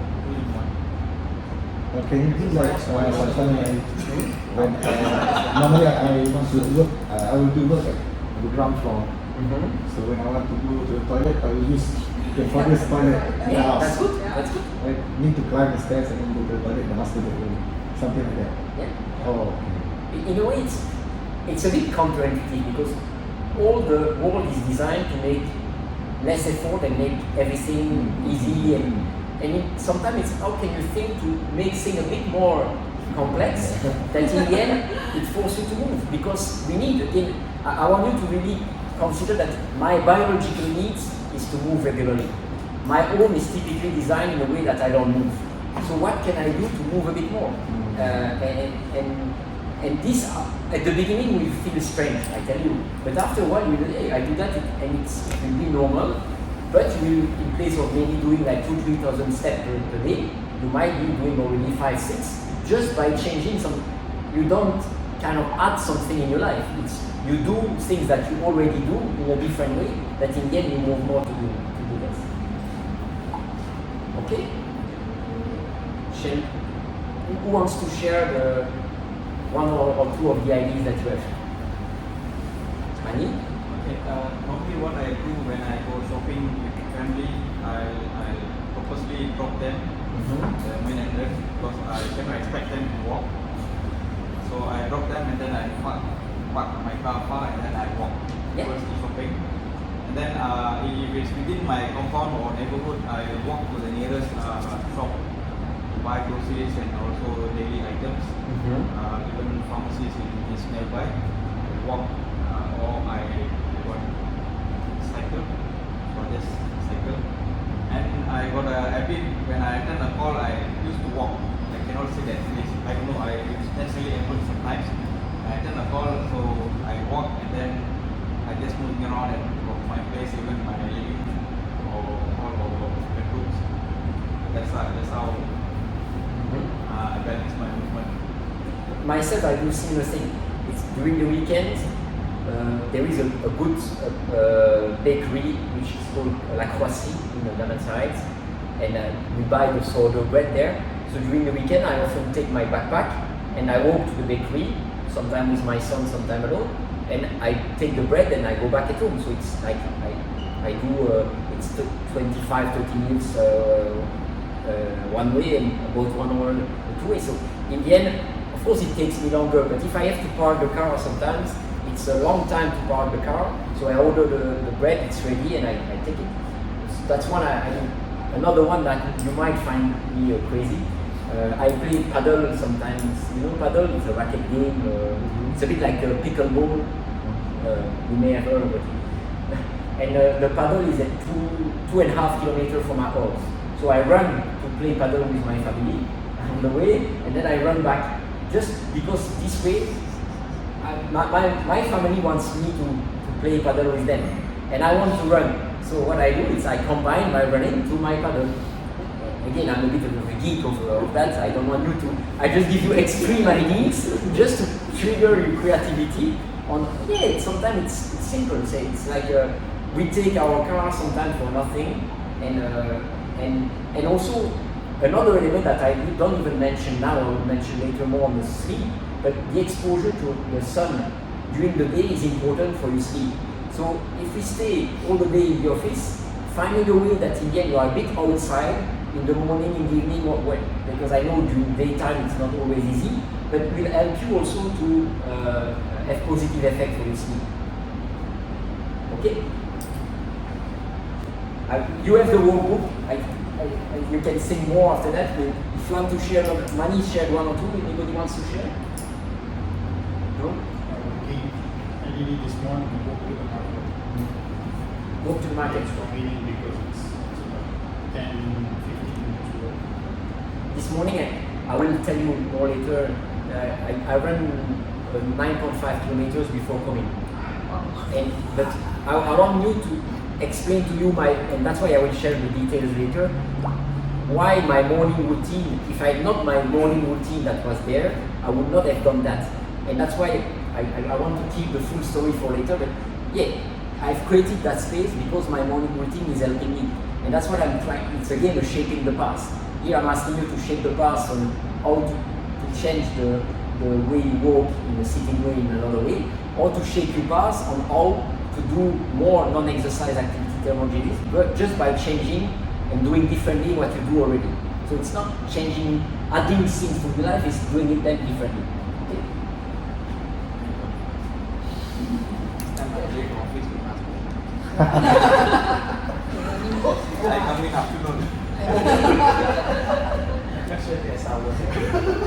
So any question about the movement before I move to the move better and exercise?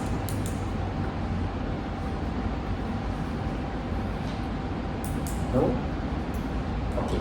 So then, now I will demonstrate first, and after that, I don't know if we do here in the room. It's a bit small, but as we are not a big group, we can. Anyway, the purpose is not to walk or run for long distances. It's for me to assess and give you feedback on new techniques when you do. It's on the posture, on the techniques and all that. So now till the lunch, what we'll do is I will share first some metaphor, and I will even send you after the session by WhatsApp some cards summarizing the different techniques that I give you here for you to get. That's also a way to shape your past. You see, I give you digital cards that you can put on your phone. The fact that you have them on your phone, you can refer to them regularly and reinforce the memory. If I give you like a paper support for this, you will put it on your drawer and you will not see them. It's kind of shaping the past as well to help you after that to practice this.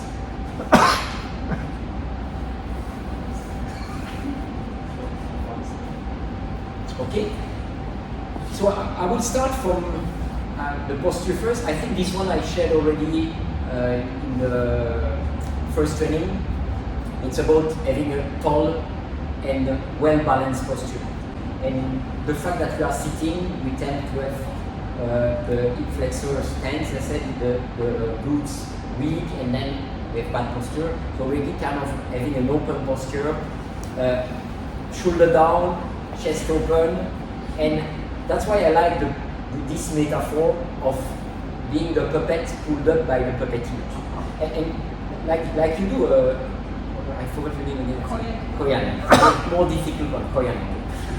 Like you do, even when you sit and you meditate, for example, it's the same principle, and you are doing it well. You have the feet well grounded on the floor, the spine well erected, and when you sit, even on a chair, I was doing it last time on resetting your sitting posture, having the hips that are the same level or slightly higher than the knees, but the spine is really a key element.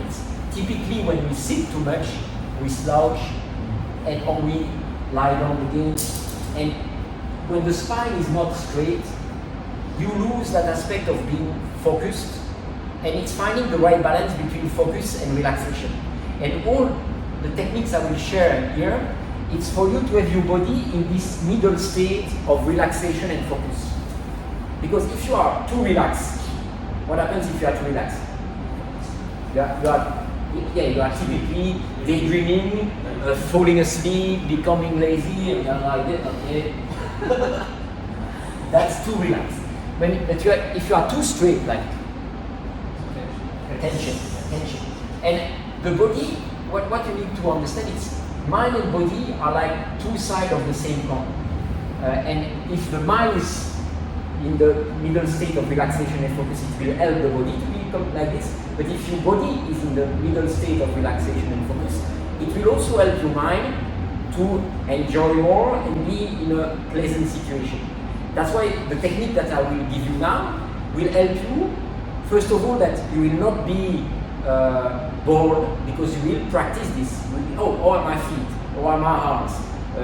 How is my face? And you will kind of assess your situation and define, am I in the relaxation and focus state, and change. For a while you will need maybe to change some of the techniques, but it will be already a way to bring your mind connected to your body in the present moment, which should allow you to be not bored when you exercise, and putting in a state that in the end you avoid injuries and you feel better when you exercise. Makes sense theoretically now? And when we discuss about the flow in the training in a few weeks, and the flow state is also important. If you want to be in the flow, you have to have this element of relaxation and focus. If you are too focused, you will be stressed, and then you will not be in the flow. If you are too relaxed, you will not be present enough. So it's a kind of a necessary condition, not sufficient, but it's a necessary condition. Okay? So then I kind of recap the element of the posture. The feet well grounded on the floor, pointing forward.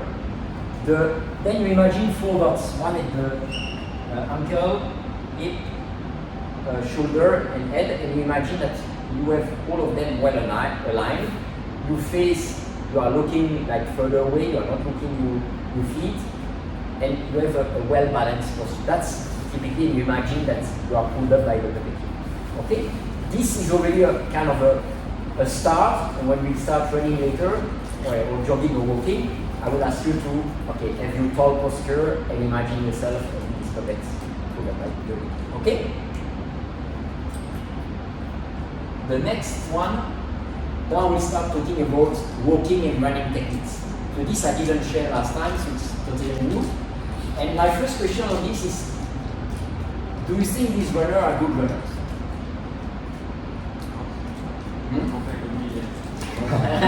Yes, I think that. And why though? Oh, this is not good. Heels right. Yeah, good. So we've learned about running already in the past. Yeah. Okay. You see, all of them, they touch with the heel first in front of their body. And what happens when, and that's why you can see all of them. And this one is from the welcome pack of the Standard Chartered KL Marathon in 2015. It was cancelled, if I remember, because there was AIDS at that point. But they are showing you how to get injured, and then they sell the cream to remove the pain. That they kind of they feed their own business, right? And then chocolate milk, so they all eat strike. And I want to show you when you eat strike, it's what happens is normally the feet, our feet are designed to touch with the mid-foot or slightly the ball of the foot. So that part of the feet. Okay? And when you touch like this, all the impact from the ground is on a short surface. And as you are all engineer or scientists, you know that when you have a little surface that takes all the impact is bigger than if you have this is spread in a bigger surface. So when you touch like this, first of all, you have all the impact around the heel, and this can lead over time to plantar fasciitis, but also the knee is extended. You see when you are like this, the knee is extended in front, which is also the impact is not absorbed well by the knee, and even the shock wave can go to the lower back, and some people have even pain in the lower back. So we should avoid that. And why we typically eat strike? Why do you think we typically eat strike?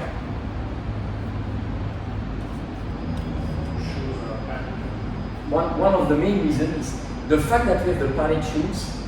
People are able to do that, and the shock is amortized partially by the shoe, and in the end you do a movement that naturally we should not do, and the shoe also are weakening our feet, so which also I run in minimalist now because I've retrained my feet, so I will not ask you to run in minimalist, but at least if you run in sport shoes, even if you have the pallet shoes, it's to avoid this negative element of bringing your leg forward and touching in front of your body. Okay, may make sense till now? And I have a short video here. We'll demonstrate physically, but I show you first theoretically. So this is me demonstrating first. Do you know what is the cadence? The cadence is the number of steps you do per minute. So if you have a cadence of 160, it means that you do 160 steps per minute.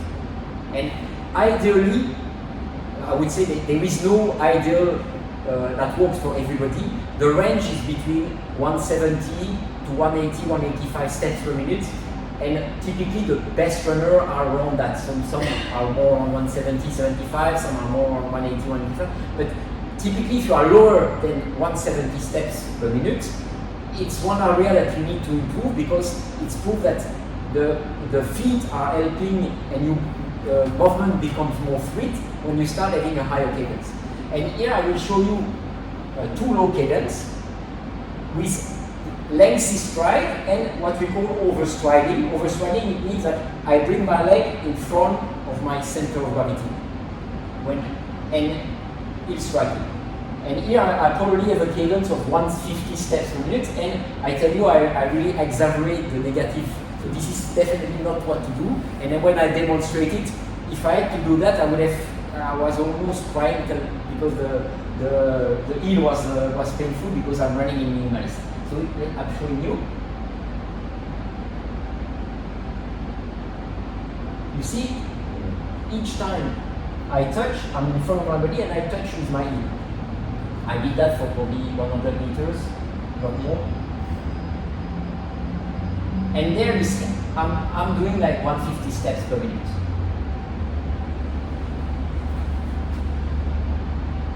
Now I'm showing you the opposite. I will let it go. I want it to stop here.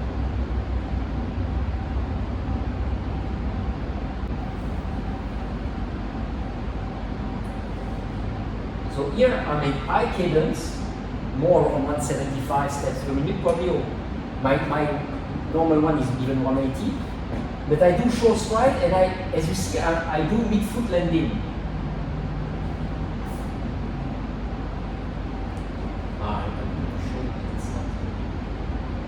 When I say mid-foot landing, it means I touch with my mid-foot. Have you seen it?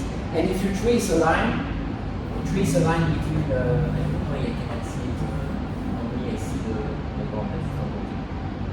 But I do mid-foot. So that's what we will train now to avoid. And the natural movement, when you walk, even and run, it's not to bring your leg forward. And even if you walk, typically, I see a lot of people due to the modern lifestyle and the modern shoes, the pattern of movement that they have, maybe I show you from them, you'll see it better, it's, they do this.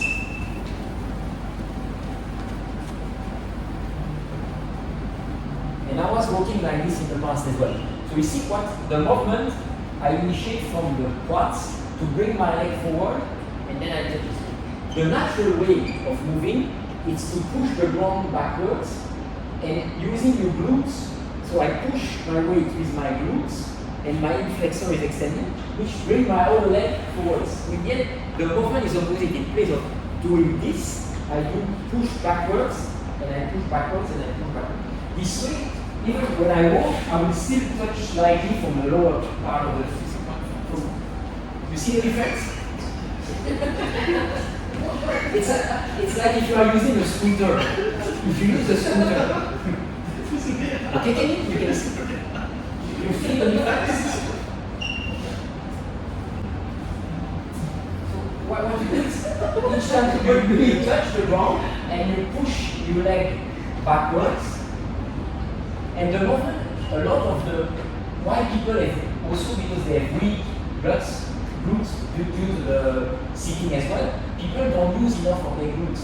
But the traction that when you run or when you walk comes from the glutes. So it's you push with your glutes, and then the fact that I push that one backwards, the other one, and my arm is going backwards, that brings my leg forward. I push my leg down, my arm is there, which brings my other leg there, and I do, and it's, and then, and go really fast. I'm not bringing my leg before I push. No, you see the difference? You actually You can try it. No, just we can do it in a slow movement. So it's you. Of course, when you walk, when you run, you will keep on because the run both of legs are elevated at the same time. I show you jogging after. But now it's your leg is slightly in front of you, but you push the ground. You push and you bring your arm and you bring your leg. So you push. It's a bit like when you do scooter. Have you used a scooter in the past? Yes. Or you see when you does it's a bit like so it's okay. Then I can. Koyan forgot how to walk really. The scooter.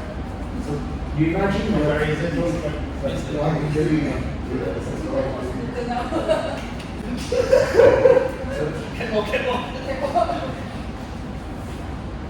okay, you get it?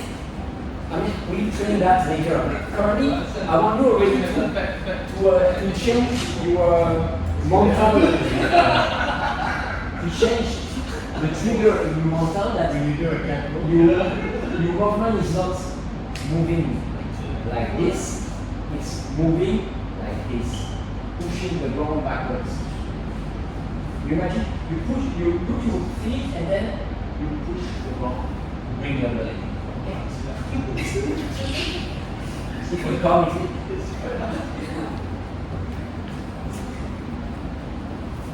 and that's why even when you don't run, that's already an exercise that you can do. That's also a form of mindfulness.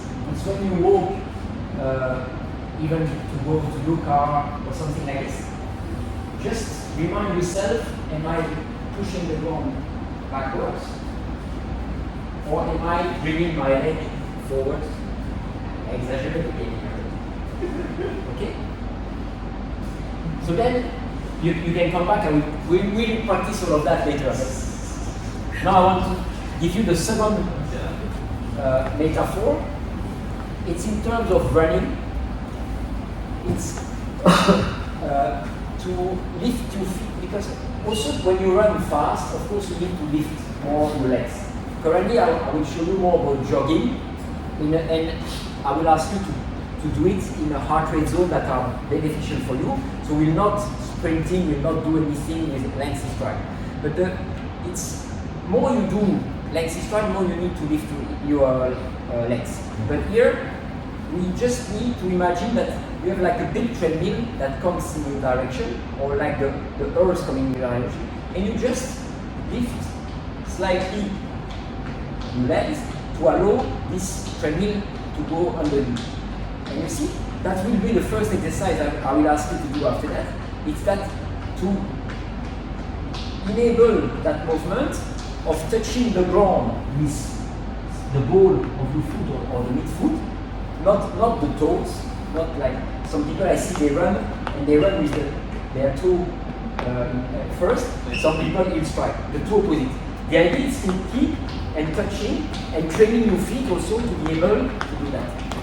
Okay? And the difference between this and then if I start running and I do short steps, you see I just lift slightly my feet, and here my cadence is about 150 steps per minute.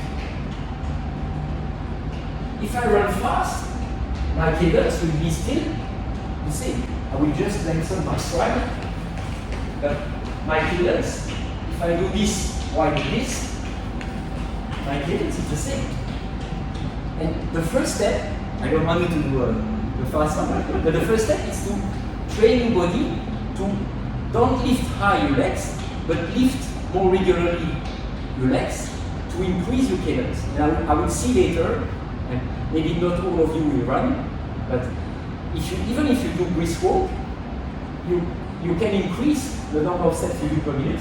If I do like this, I'm probably around 120 or 130 steps per minute. And the difference between running and walking, it's running, you do 170, 180, 180 steps per minute. Walking, the maximum cadence that you can do, it's 120, 130, maybe 140 for the really good brisk walker. But you have less steps per minute. Any questions in that? No? Sure? So the walk, if you want to start jogging the right way, it's to, you will notice that probably at the beginning you might be like this. Because your feet are not trained and your core is not trained. And you will be maybe like, you see here I'm doing 150 steps per minute. And here, 180. And part of the reason I'm able to do it, because my feet are trained and because my core are trained to lift more regularly. And that will be one of your challenges probably at the beginning if you decide to jog.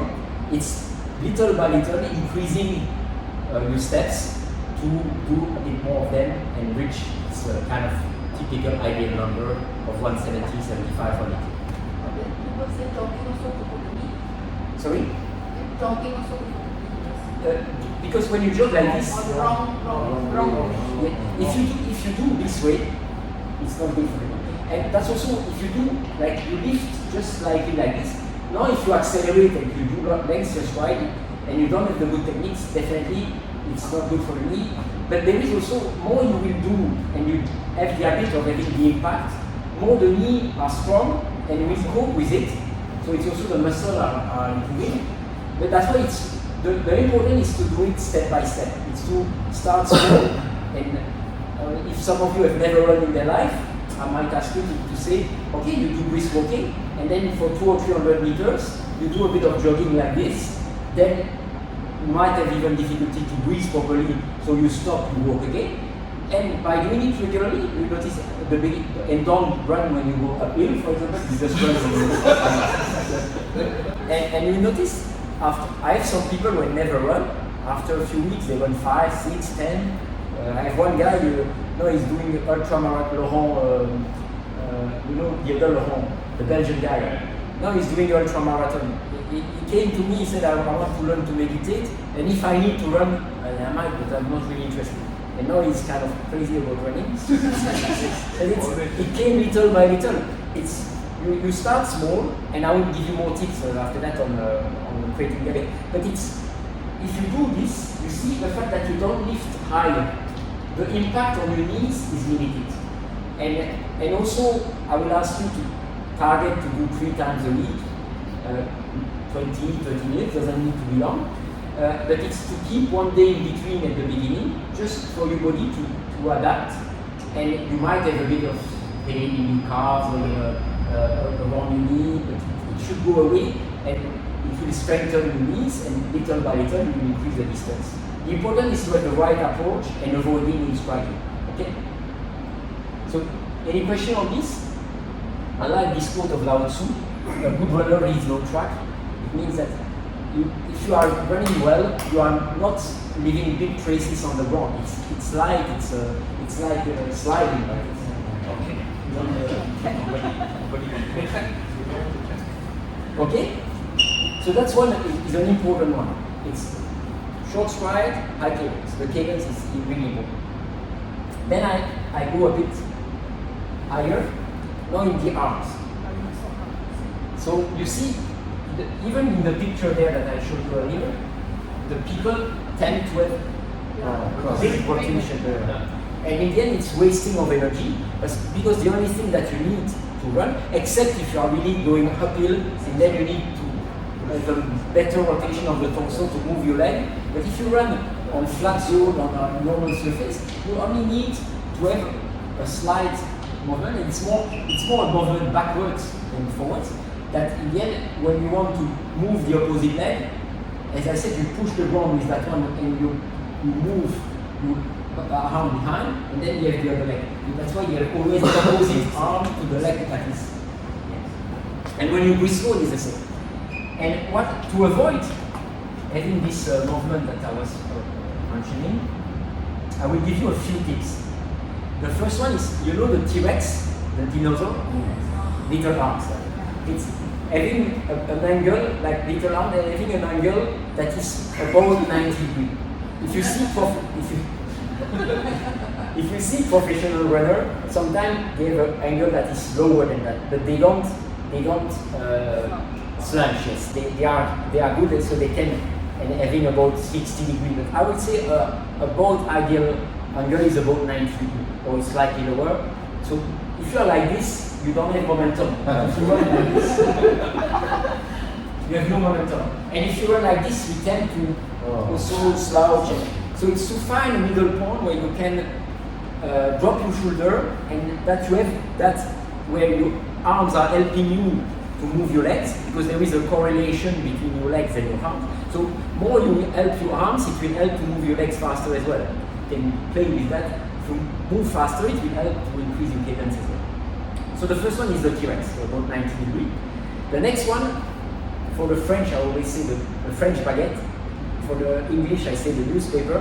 It's you imagine that you have a newspaper or French baguette on your arms, and you don't want to destroy your newspaper or your baguette by having the arm to drop. And I also see some people, they run like this. The arms are not moving, you see it. So that's when you are too close. But also, if you open too much, the newspaper fall down. So the idea is to keep your arms close to your body and avoiding to cross the midline. So it's of course you have a slight rotation because your hips are rotating, but your arms should be not crossing the middle point. You see, like if not doing this. So as you see, I show the extreme. So not like this, not like this. It's really like you are even brushing slightly your t-shirt. So you keep your arm close to your body, but the movement is free. Okay? So the newspaper is the second. And the third one, it's because we want to stay relaxed as well, it's to imagine that you have butterfly in your hands. And if you open your hands, the flies away. And typically if you sprint, you will have the hands like this to reduce the friction in the air. But we are not sprinting here, we are doing endurance. So if you are too tense, then you start also having the tension in the shoulder and you want to stay more relaxed. So if you imagine that the butterfly and you imagine the wings flipping in your hands, it will visualizing it will help you to stay relaxed. So close your hands, and you can even imagine having the thumb that is up. You close your hands and you keep your butterfly. Don't grip it, just close it. Yeah, just close. It's not.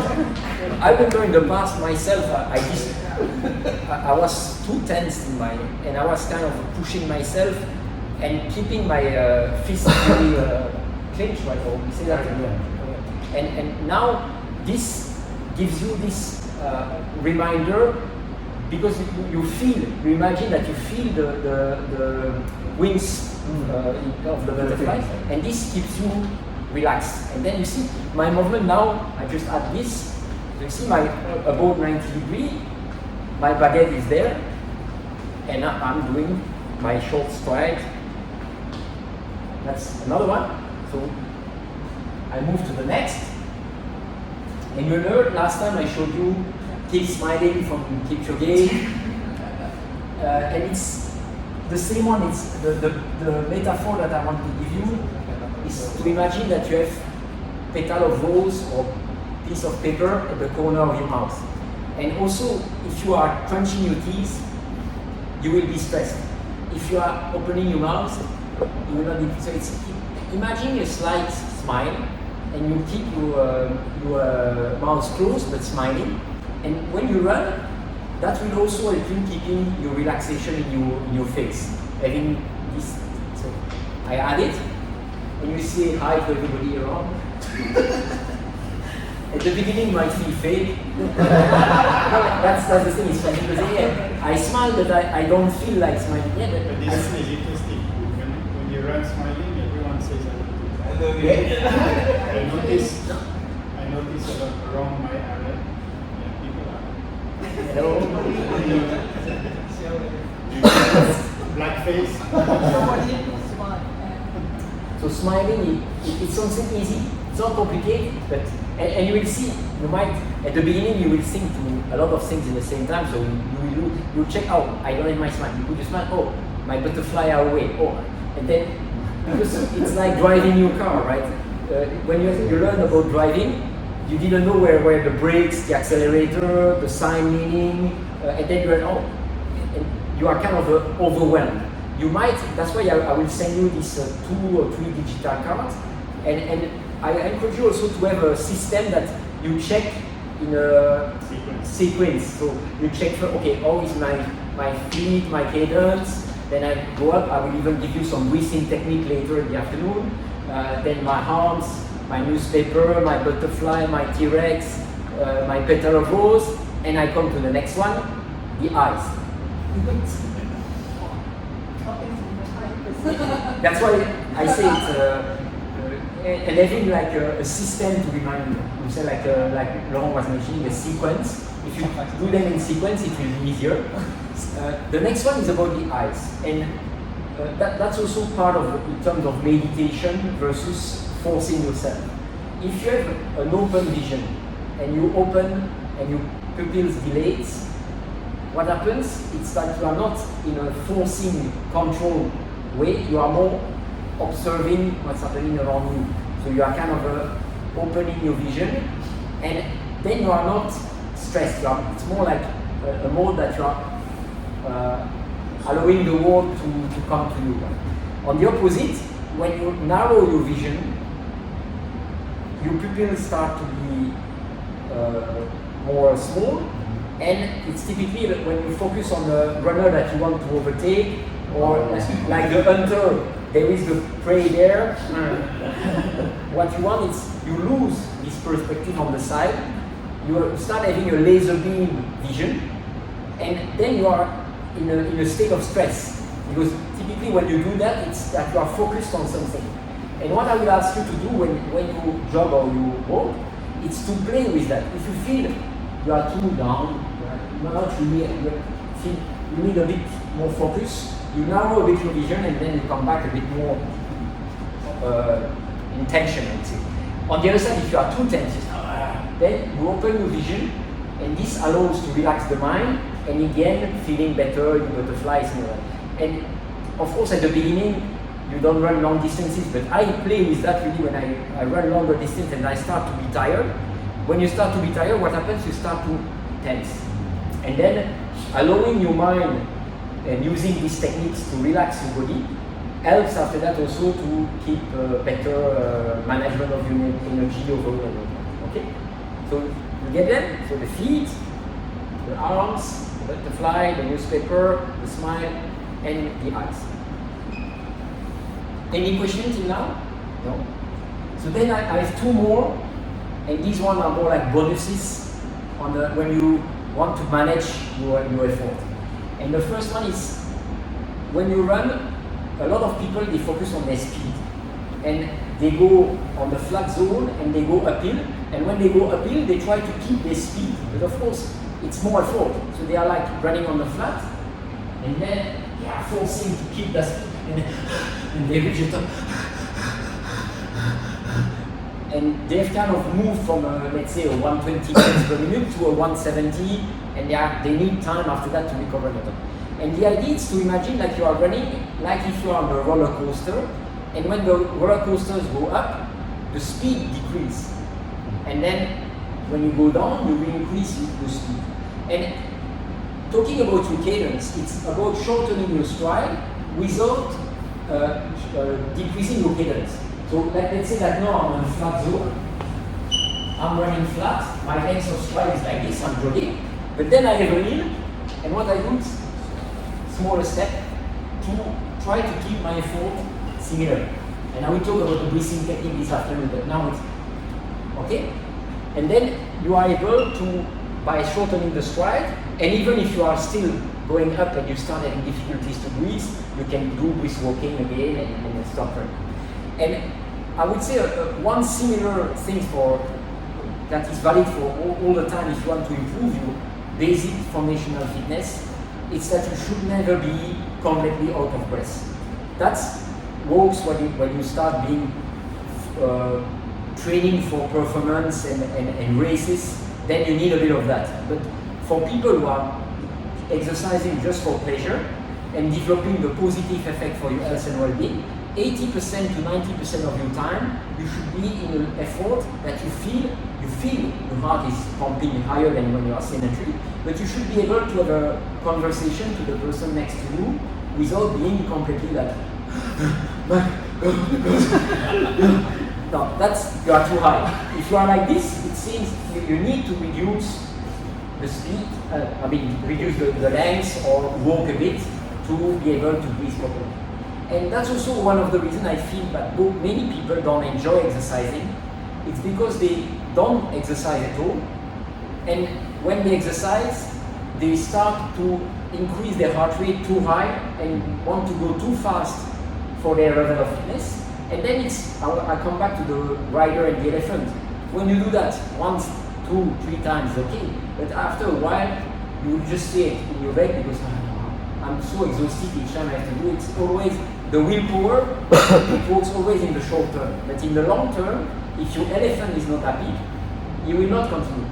And that's why I will give you a few tips later to create the habits. But one of them already, it's you should exercise in a way that you feel your elephant is having some positive effect and you feel better during your day, you feel you sleep better, but it takes a bit of time, of course, to develop the foundation. Okay? And the last one of the metaphor is the anticipation. That's more when you are outside and you have danger outside and you don't want to have like short-term stress that you didn't anticipate. So having this open vision, as I was mentioning, if you see, for example, that there is a guy with a pit bull there, you don't run next to the pit bull. So you can, there is a pit bull there, okay, we go.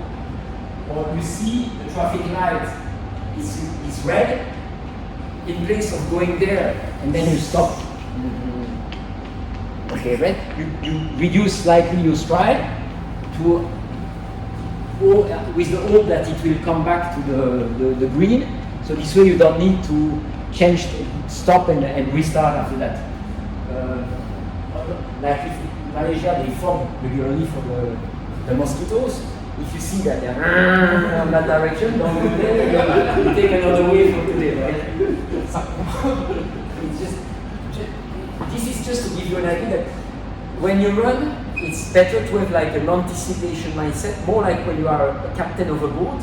You know the story of Titanic? When they saw the iceberg too late, and you need the time to reverse the machine to be able to avoid it. When you drive your car, it's different. You can push on the brake or the accelerator, and when you have traffic jam, you play with that. But the boat, you need more anticipation. And I would like you to, when you run, having the same kind of anticipation that in the end, you are not stressing yourself because you are aware of what's going around you, and you kind of anticipate to move more smoothly and keeping the movement more constant. Okay? Any question? No? So let's exercise a bit together. So we'll practice this. I will not do it for like half an hour. Later I will ask you to do 20 minutes to 30 minutes when you are at home. But what I would like now is just that you practice, and for me to give you some feedback, and just going around here, if you don't want even to run, you can just do brisk walking, but practicing the different levels that we discussed. So in terms of pushing the ground, in terms of the position of your arm, the smile, and all that. Okay? Because I don't want, if the opportunity of going outside is also not the right moment of the day. So, shall we? So imagine that you have all of you have your puppet, your program. So now you can even start like this. Okay? And then you start moving forward with short steps.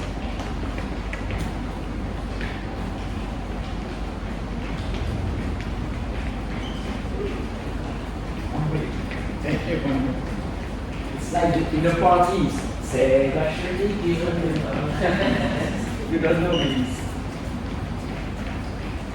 Okay, buddies? Yeah.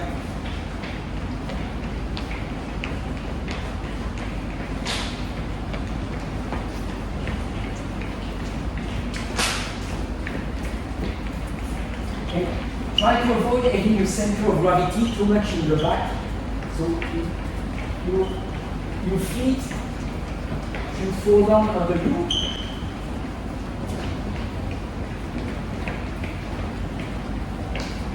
You see, if you can just slightly move, you're a bit too much behind. Try to bring your stay straight, but bring your center of gravity slightly. You see the difference between doing this and doing this? You see here, I'm a bit too much behind. Yeah. But that's good. Okay? And one thing as well, it's you touch with the ball or the midfoot, but you even touch in the second step. So it's not like I see sometimes some people, you see they just touch with the ball. Like here, I'm not touching with my heel in the second step. But the heel needs to touch in the second step. Okay?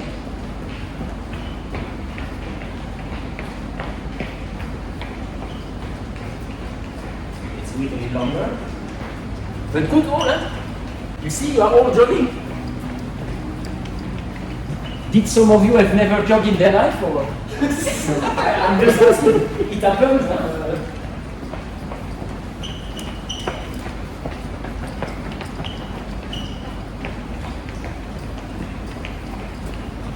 Let's do a bit of change.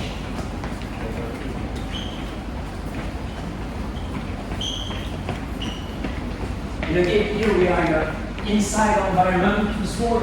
Of course, if you are going in a park, when you have the green, it will be more fun as well, of course.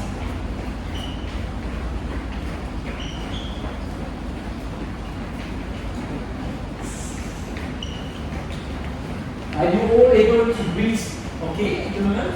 Yes. Okay? Because what you can do, now we do a bit of breath work, I just try to put you in a situation when you will be on your own, because now you are with me. Now as you are with me, I'm there to show you. What I suggest you to do, it's to run like we did now, and then when you start feeling it's more difficult to breathe, or that you start having maybe some pain in your legs or some soreness somewhere, you walk a bit, walk for a few hundred meters, and you practice the same, you push the ground. The arms can be, when you walk, you don't need maybe to do the 90, you can have it like more like this, but the rest is the same. I'm okay. Keep the smile. And your cadence, when you walk, try to keep a high cadence. Because if you want to make it as exercise, you need your heart to be at least, let's say 100, 120 beats per minute. If you are walking like this, you will be moving, but you will not be exercising.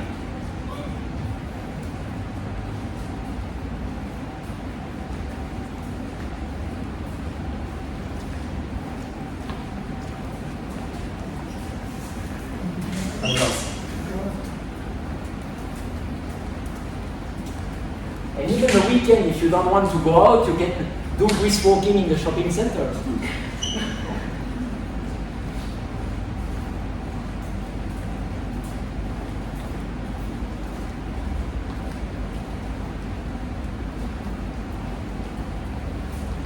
Okay?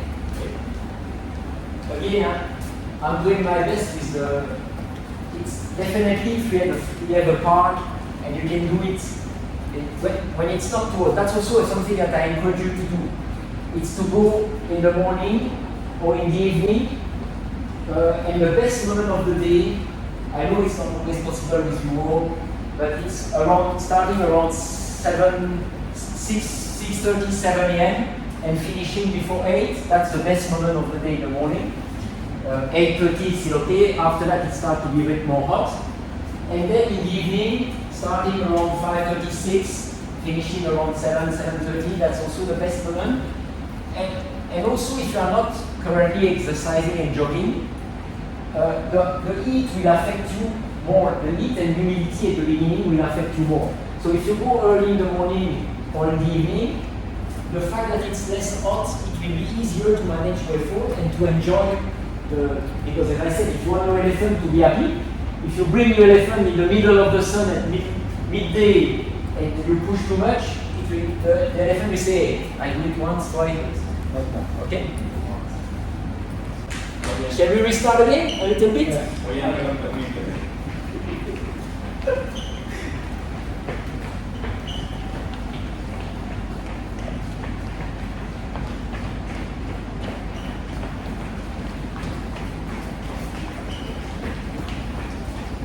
So it's the first time that I do that in a room like this.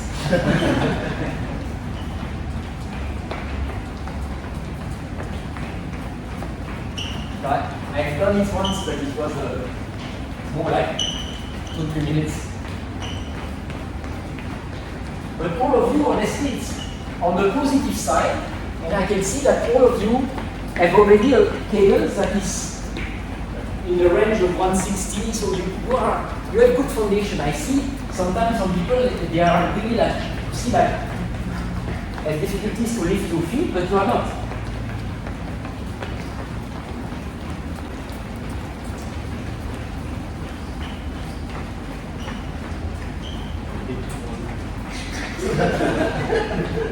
Yeah, be careful with the corner.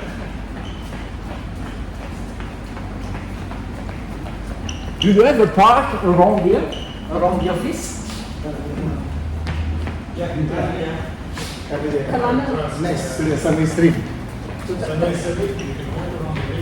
Yes. So that's one of the things. Maybe if some of you wants to like start today, you have showers in the office or not? Yes. Yes. So if you want to start today sometime, and you meet at the park, you do half an hour together, and then you come to the office, you take your shower, and I can tell you, you will start today well energized. Probably you might also go against the traffic, so you will arrive earlier, so you'll make less time to come to the office.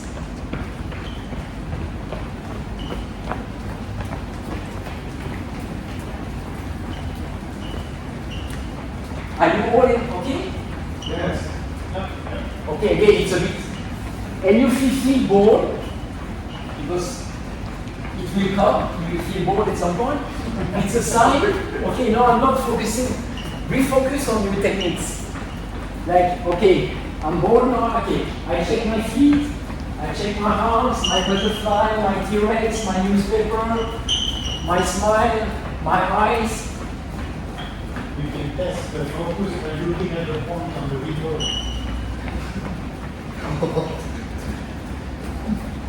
Okay, we walk a bit again, and we do 2-3 more minutes, and then we do another little session like this afternoon. I will add some element of breathing. Now I'm focusing more on the.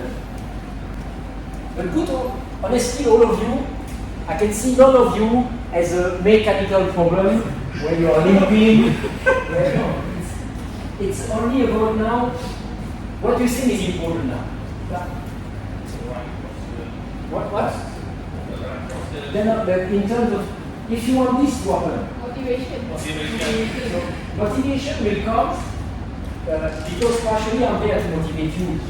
During 6 weeks I will be there, so we will, and I will ask you sometime how is it going, and I will help you. That's one. The motivation will come also because you will start seeing your progress. Like at the beginning, you might be in the park and you'll be like, okay, I've run maybe 500 meters today, but you will run after that maybe 1 kilometer, and then you will walk less. And the fact that you see yourself progressing will be a positive element. And the next one is also you will feel, you should feel that during the day you feel more energized, you feel better, and some positive effect for your overall health and well-being. Okay? We stop a bit? Yes. Okay. It's good. Applause for all of you. And you have all played well the game, so it's the open mind is also the first thing. It's to be open-minded for it. Round one. Is there any warm-up exercise that we Yes, the warm-up, the fact that you are not going high intensity, you can either walk a bit first just to warm up, then you have a few exercises and I can send you a little video where I demonstrate them as well in the WhatsApp group. When you do, it's more like allowing your joints to the fluidity of your joints to move your ankles. So like you do 7, 8. Maybe we can do all of them so you see them. It takes 2-3 minutes to start to do. Like the first thing is your ankles, so you want to move your ankles. And also the injuries generally happens in the first 2 minutes because people are rigid and their joints, like now you are sitting for let's say 1-2 hours, and then if you run directly after that and your joints are not prepared, you might get injured. Or you, like I said, you walk a bit for a few hundred meters before starting running. The ankles first. When you have done the ankles, the knees, so you turn 7-8 times the knees. If you can keep your feet close together, yes, and you do both directions, 7-8 times. Okay, Mani? Okay. Then we have got the joint. This one is a bit more tricky. It's you put your feet about shoulder apart, and you turn inward. So this is helping the hips to rotate in the femoral bone in the rotating legs. 7-8 times inside and then 7-8 times outside.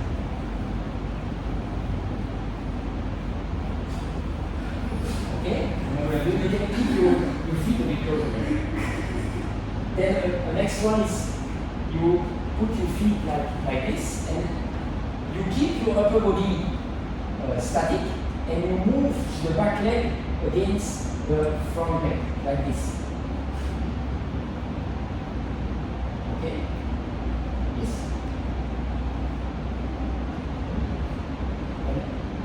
Not moving the upper body. You see? You try to keep this static and you move your back leg only the hip now. Yes. Like salsa.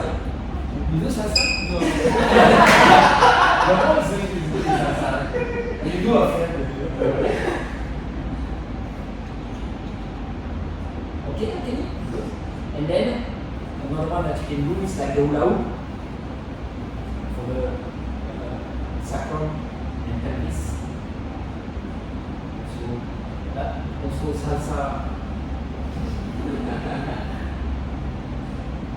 And if you want after that, you do shoulder, just to relax your shoulder and move your joints in the shoulder level. But you see, it's gentle. You can do that like 2-3 minutes, and after that, you pull up, and you start. Or you walk, as I said, you start walking, and then you increase, you do first brisk walking, and then when you feel that when your joints start to be every little bit warm up, then you start running. And again, as you are not doing any high intensity here, even if you don't do a big warm up, it will not be. And the weather in Malaysia is also hot. So again, your muscles are never really cold. Okay. Oh, because I have a long lift ride in the lift. You do that in the lift? Okay, not too hard because the lift is Okay, any other questions? So I will, if I forget, remind me that I send you I have a short video for the warm-up exercise, and I will also send you the digital card, so you have a reminder of the metaphor. Did the exercise anytime, nighttime? Because some did not suggest to be nighttime. That's the thing is, if you do, we'll talk about the sleep later, but if you do exercise in the evening and you go too high in intensity, you will generate adrenaline and then you have difficulties to fall asleep. So that's why if you stay in a jogging, brisk walking, and you do that 1 to 2 hours before to sleep, and you don't enter in too high intensity, it's okay, you will sleep okay. The only thing is definitely the high intensity is not good in the evening. And more, it's also depending on how you are living in your organization, family organization, and also your type of, we'll discuss later about the chronotype. So different people are more from the evening or from the evening or the morning time. And if you are typically a person who doesn't like waking up early in the morning, maybe it's better that you exercise in the evening. If you are a person that is more the opposite, it's maybe myself, for example, I'm a morning person. I wake up generally at 5:30, 6, depending on my day, and I do my meditation, and then I exercise or I coach, and it goes really well for me. On the other side, I don't like going exercising at 9 p.m. or 10 p.m., but some people like it. And that's what I will ask you also now in a few minutes. We'll discuss on how you can define your system to shape your path for exercising. And depending on what works for you, I will give you some tips now in 10 minutes to help you, and I will ask you to write down what are the things, and also be creative. Maybe other things can help you. Okay? So don't you feel that you have more energy now than before? Yes. Of course. Okay. And that's also no worries if you have, like, you do it and you have a bit of soreness, no car or something the day after, it's okay. Allow it. What's not okay if you do it and it lasts for a few days, then there is a problem. There is something that you are not doing right. But at the beginning, if you are not used to jogging, just the fact that your body needs to adapt, like the cadence, even the heart that is not pumping usually at that, it will need a bit of adaptation. And the recovery time is also important. When you benefit from exercise, it's during the recovery time. And that's also a mistake that some people do. They exercise regularly and too intensely, and they don't allow their body to recover and benefit, because your muscle grow during the recovery time, and the muscle start benefiting from the exercise during the recovery time. So it's but when you exercise in low to moderate heart rate zone, like what I show you here, it doesn't take a lot of time to recover, because you are not stressing the body too much. You have the beneficial effect without the negative side effect. Make sense? Okay, you know this? So I just want to show you, it's like 2-3 minutes, and after that I will ask you, what's the link between what we discussed now and this?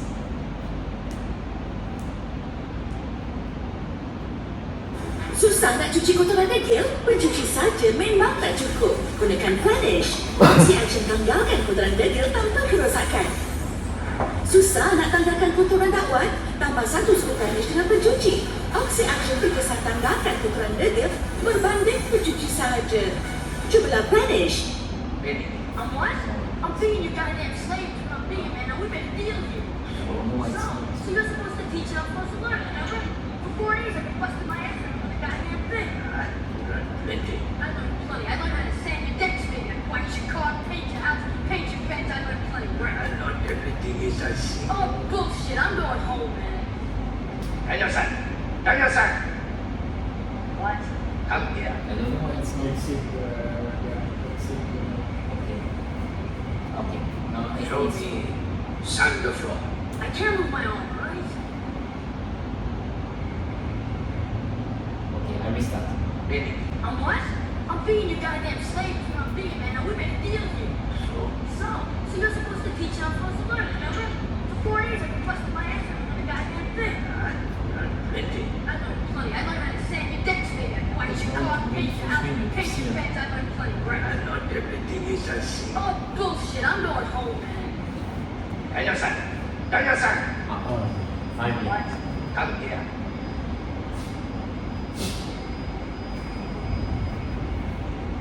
Show me sand the floor.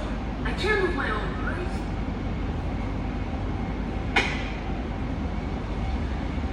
What are you doing?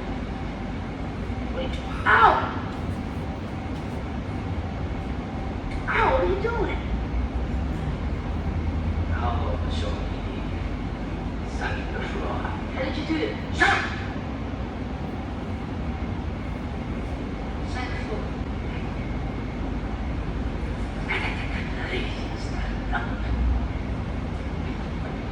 Show me sand the floor. Sand the floor. Sand the floor. Next up, sand the floor. Sand the floor. Now show me wax on, wax off. Hey.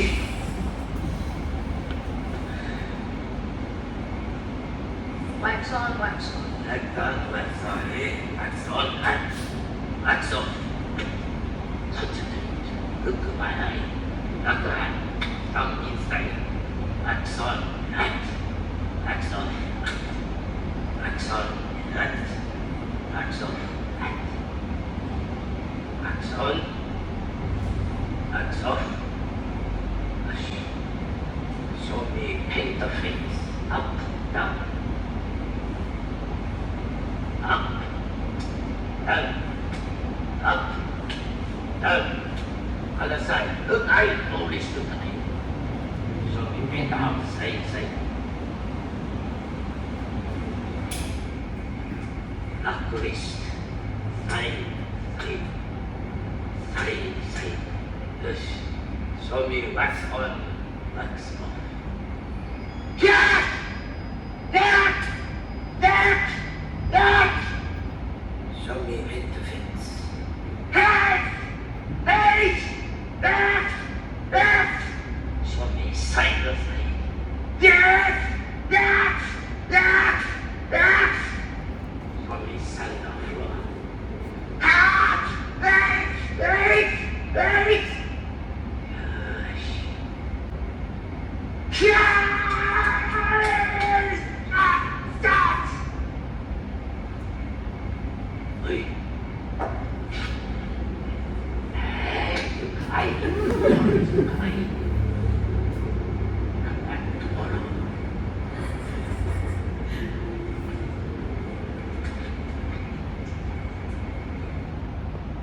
Okay.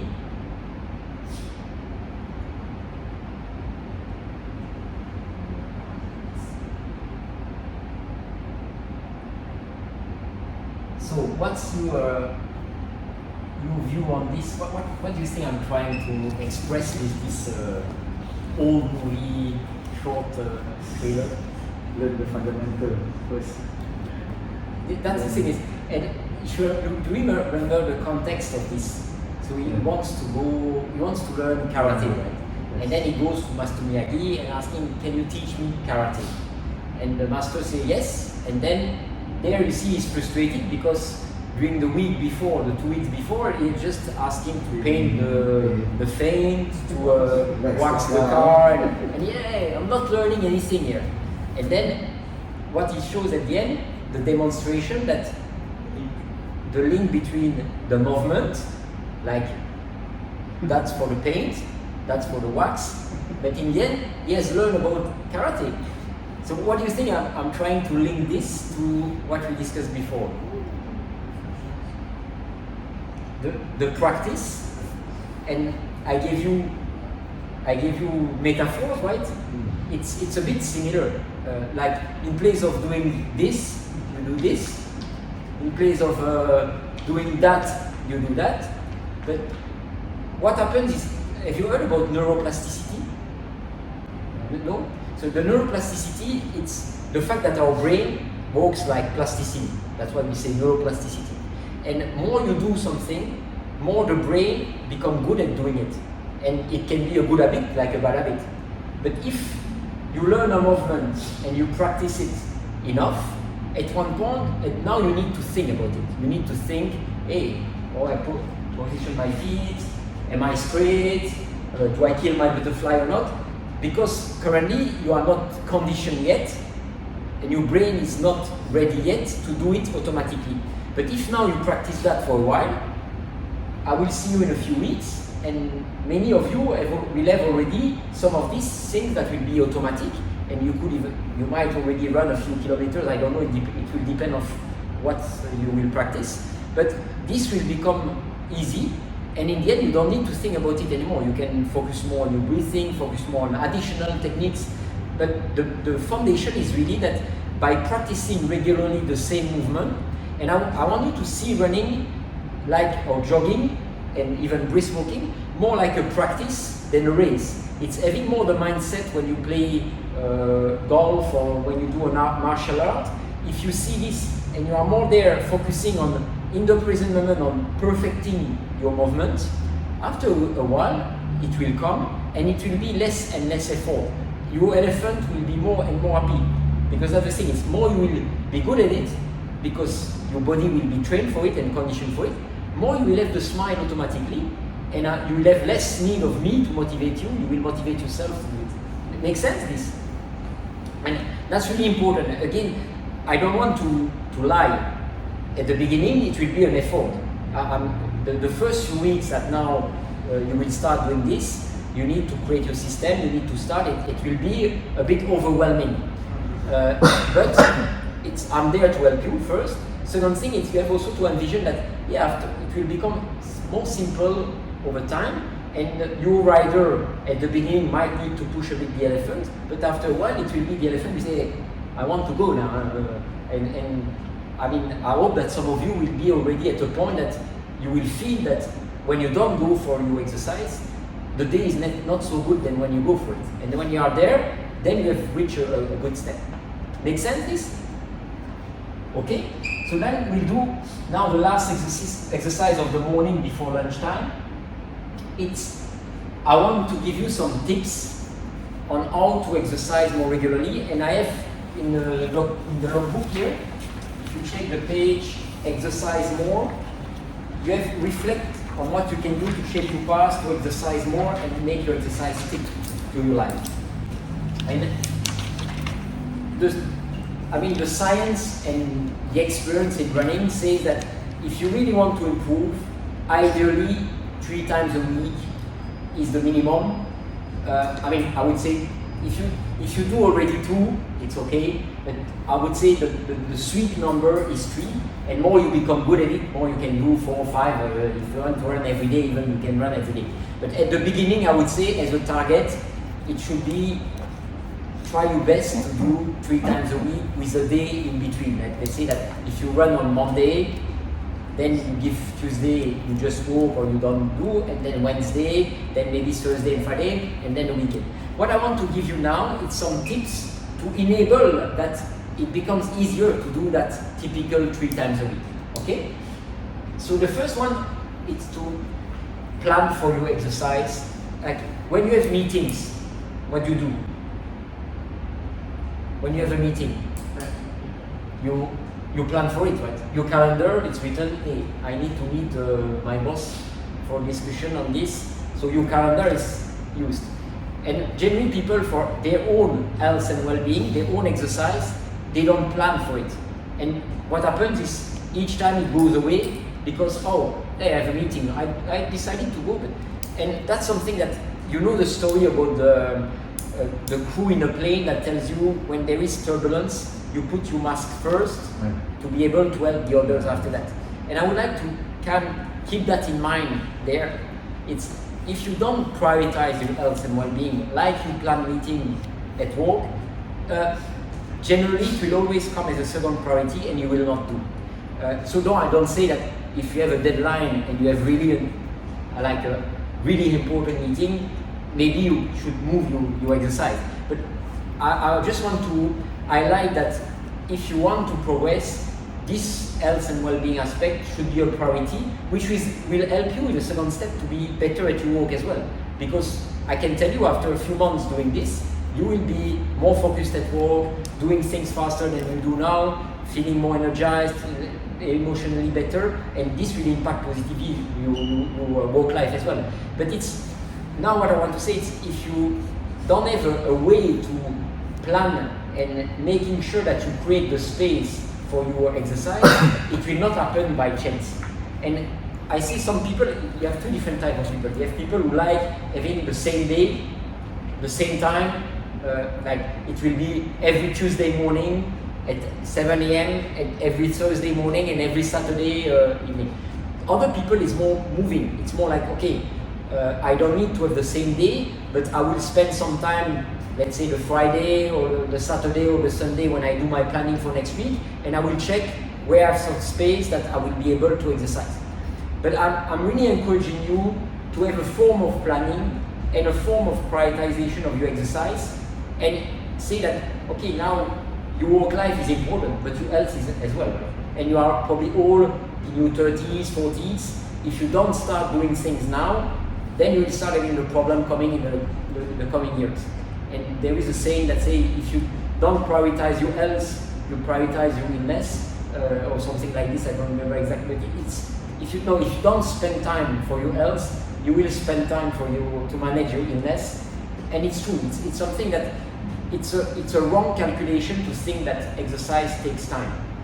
Because even you will become more creative. I cannot tell you the number of ideas that I have when I'm focusing on my body and then, oh, something pop up because my brain is in a relaxation state and, oh, yes, I should do that this week. You will see, your exercise will become like a meeting with yourself that sometimes you will find, oh, yeah, I've done that hours, but in the end, it saved me so much more time during my day because it kind of unlocks some of the elements. Of course, not from the beginning. It needs a bit of conditioning. But okay, so are you willing to try at least your best? And I will ask you during the 6 weeks how you do it. And if you need help on doing it, you might need help, and that's okay. But are you okay to try your best to give a form of planification to try your best to do 3 times? Okay? The second one, I mentioned it already, be prepared.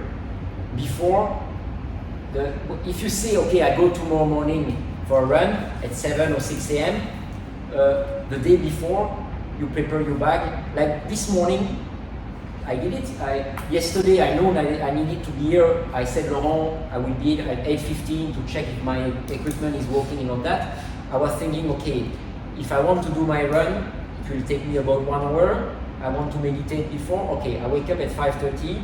I will do my meditation, I go for my run, all my stuff, my workbook and all of that were ready. I needed just to come back from my run, take my shower, take my bath and come in here. But it's because I planned for it. If I had not planned for it, I would have said, oh, tomorrow I have a meeting at ADB and now I will go for my run tomorrow. You understand what I mean, right? It's kind of, but having all the prepare and it's even, yeah, it's not only your equipment, it's for everything. Try your best always when you have something, a deadline early in the morning, the day after, to avoid the stress of last minute, to get prepared for that the day before. You probably do that for work, right? So do it for your exercise as well. It's also good because it makes you feel a little bit guilty if you prepare. For me, if I prepare it and I don't do it, you feel a bit guilty. Even because you see it there, yeah. and like when I was management consultant for months, I was in Jakarta in an hotel, the Marriott Hotel, and Jakarta is too polluted to go outside. But I was running in the gym there. But what I had is my rule was I tried to run every morning before starting my day. But sometimes a partner was coming at 9 p.m. and say, hey, tomorrow morning we need to do that. And then I thought, oh shit, I cannot do my run. But the fact that I said I would run every day, I found a way that at least 2 times a week I was doing it. Some day it was not possible, but my rule was, okay, I try my best to do every day. This way I do at least twice a week. And again, your rule can be a bit different, but it's having a rule that makes you do it regularly. So that's the next one, and that's also an important one. You have some people who are inner driven and inner motivated, like me. I love running alone, but some people, they need an accountability partner, and they find that if they say to somebody, I will come with you for a run, because they have committed with the other person, they will do it. If they don't have this commitment, they have more difficulties. And I don't know what kind of personality you are, but if you are somebody like this, maybe a good idea is to find somebody who will do it with you regularly.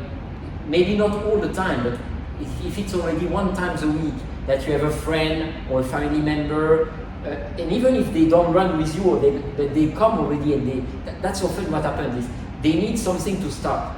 And if they have this commitment and this accountability partner, they start. It can even be ask your husband or your wife, okay, you don't even come with me, but I want you to help me, that when I commit for my exercise, you kind of help me doing it, right? You motivate me and you are helping me, okay, you said that you go, so go for it. You understand what I mean? Myself, for example, on that, I didn't need any motivation to go, but sometimes I love running longer distance during the weekend, and I was in Accenture at that time, and I was trying to do a half marathon during the weekend, but every Friday I was negotiating to my wife, what's the plan for this weekend? Oh, we go and we have a lunch there, then we have a dinner there. I just wanted to have a commitment that I would have my 2 hours to go for my run, and then I said, okay, then I will go for my run, let's say Sunday morning or Sunday afternoon.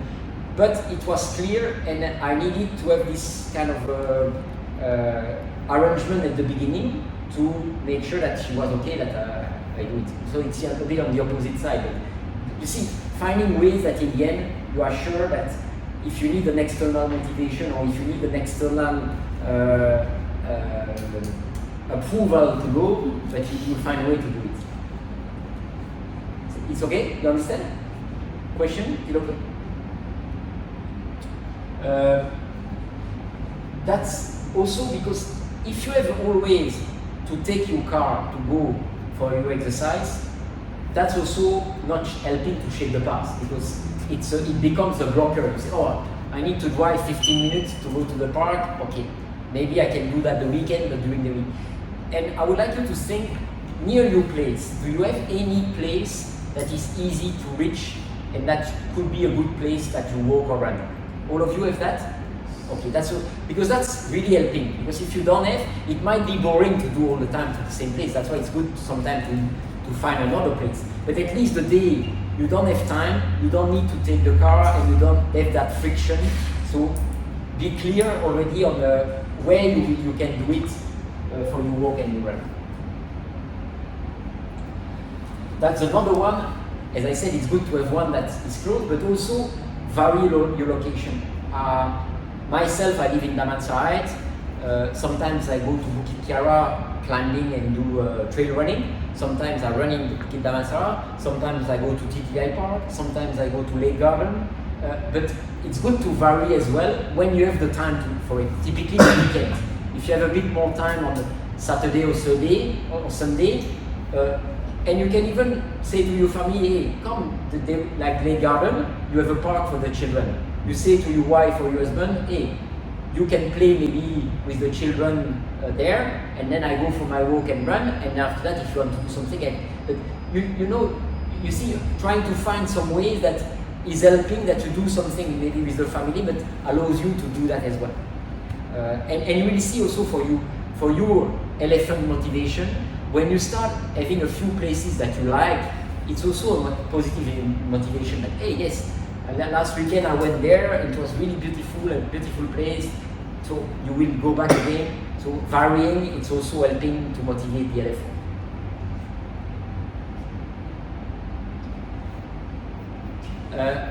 Another one is, I was talking already about it, so I'm repeating myself here. It's if you have the opportunity of going outside and exposed to the daylight, it will be more beneficial than in the gym. But if you don't have the choice, it's always better to go to the gym than not go at all. Like here today, we did it.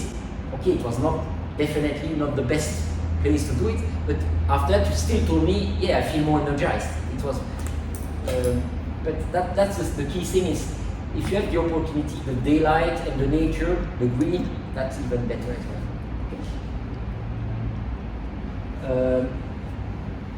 And to stack, that's also, I was talking about the add in your calendar, but also finding habits that you have already well embedded in your life, and try to use these habits to link your running to that. And I give you an example. For example, if you, and we'll create later morning routine or evening routine. Like today you are already, maybe you meditating, I give you something like this.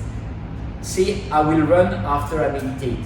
The fact that your meditation is already there in your life, if you link your running to your meditation, it will be easier to start this new habit because you link it to an existing one. I was mentioning that earlier about your movement. If you take a coffee every day and you say, I will just change of posture and go on a stand-up posture in place of sitting posture after I drink my coffee, the fact that you drink your coffee already every day, it will be easier to create the new habit of standing up. It's the same for your exercise. If you have some, like I don't know, maybe during the weekend, you have already some routine where you do every Saturday morning something already, or every Sunday. Maybe that's a good way that you could either go for your walk run just before or just after. So this way you stack your new behavior to an existing one. Some of you have some routine already in place or not?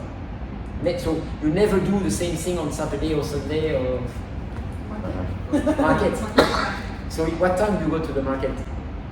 7 something around 8. Morning or Morning.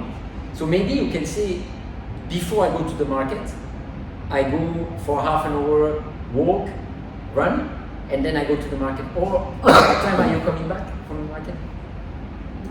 9. Because then it starts to be already a bit hot outside. But it's also finding a way that you don't go in the heat at the beginning at least. After that, you notice it's less effective. But you see, that could be a trigger. As you go at 8, maybe, again, I don't want you to do like 1 hour. I prefer that you start small with 20-30 minutes and regularly, 3-4 times a week. And if you do 20-30 minutes before your market, you just take a shower and then you go. But the fact that you go already every week to the market will make it easier after that to go for your walk run as well. Maybe somebody has another habit that you do already and want to share. No? Money? Sorry? You clean the aquarium every weekend. When do you do it? Either in the morning or evening. Okay, so maybe that could be a trigger when I clean before I clean, and that's a good thing because probably when you clean your aquarium, you are dirty after that, you are sweaty. So in the end, you are sweaty. Why not using that opportunity that you go for a run just after, and then you take your shot? You see, trying to be creative, right? Like myself, you might find this one. This ring is a ring that calculates my heart rate, my many. We're not entering the details; it's complex. But this ring, generally every 3 days, I need to charge it, and I use the moment I see I need to charge my ring as a trigger for me to do strength exercise because I don't like strength exercise. I love endurance. I love flexibility. Strength is the one that I still need to push myself. But I use the trigger of the ring. Then it reminds me, hey, it's 3 days that you have not done any strength. So now to do a bit of lunges or a bit of just to give you ideas again. It's finding ways that when you have reoccurring activities that are already embedded in your life, how you can use this trigger to create a new habit linked to it. Okay, so I will ask you now to think for 5 minutes or a few minutes based on what I said here.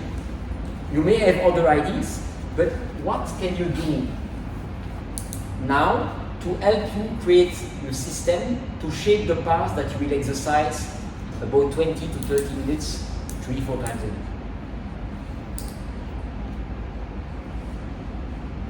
Battery. I think it's plugged, but it's not.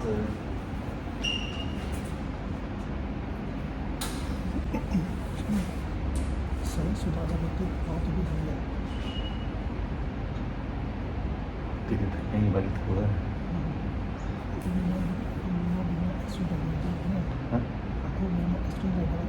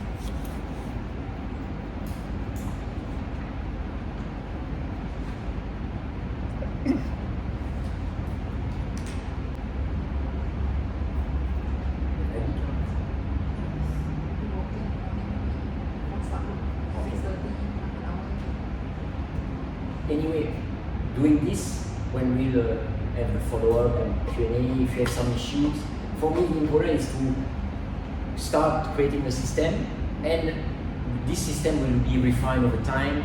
If we see it works, that's great. If you see that it doesn't work, we might find ideas in the future to refine it. But if you don't start doing it now, it will not happen by chance, right? It's important to give the first step.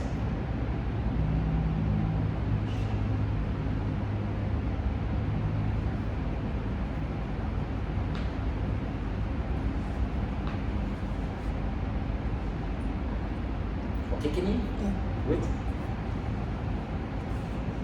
So when you are ready, we will wrap up this first pillar, which is move well.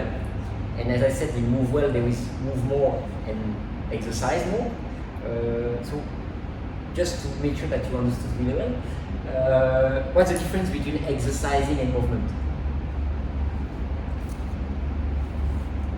We did it earlier.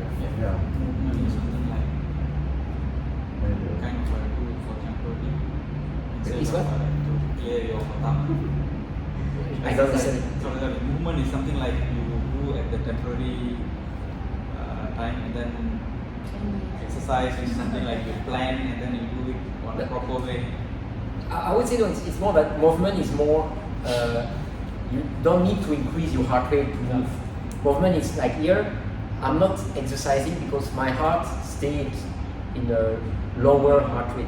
Exercising, it's when you start having also the benefit that your heart pumps the blood more and your heart rate increase and your breathing rate increase. That's exercise. And both, to come back to it, both are important, but generally people don't underestimate the benefit of moving.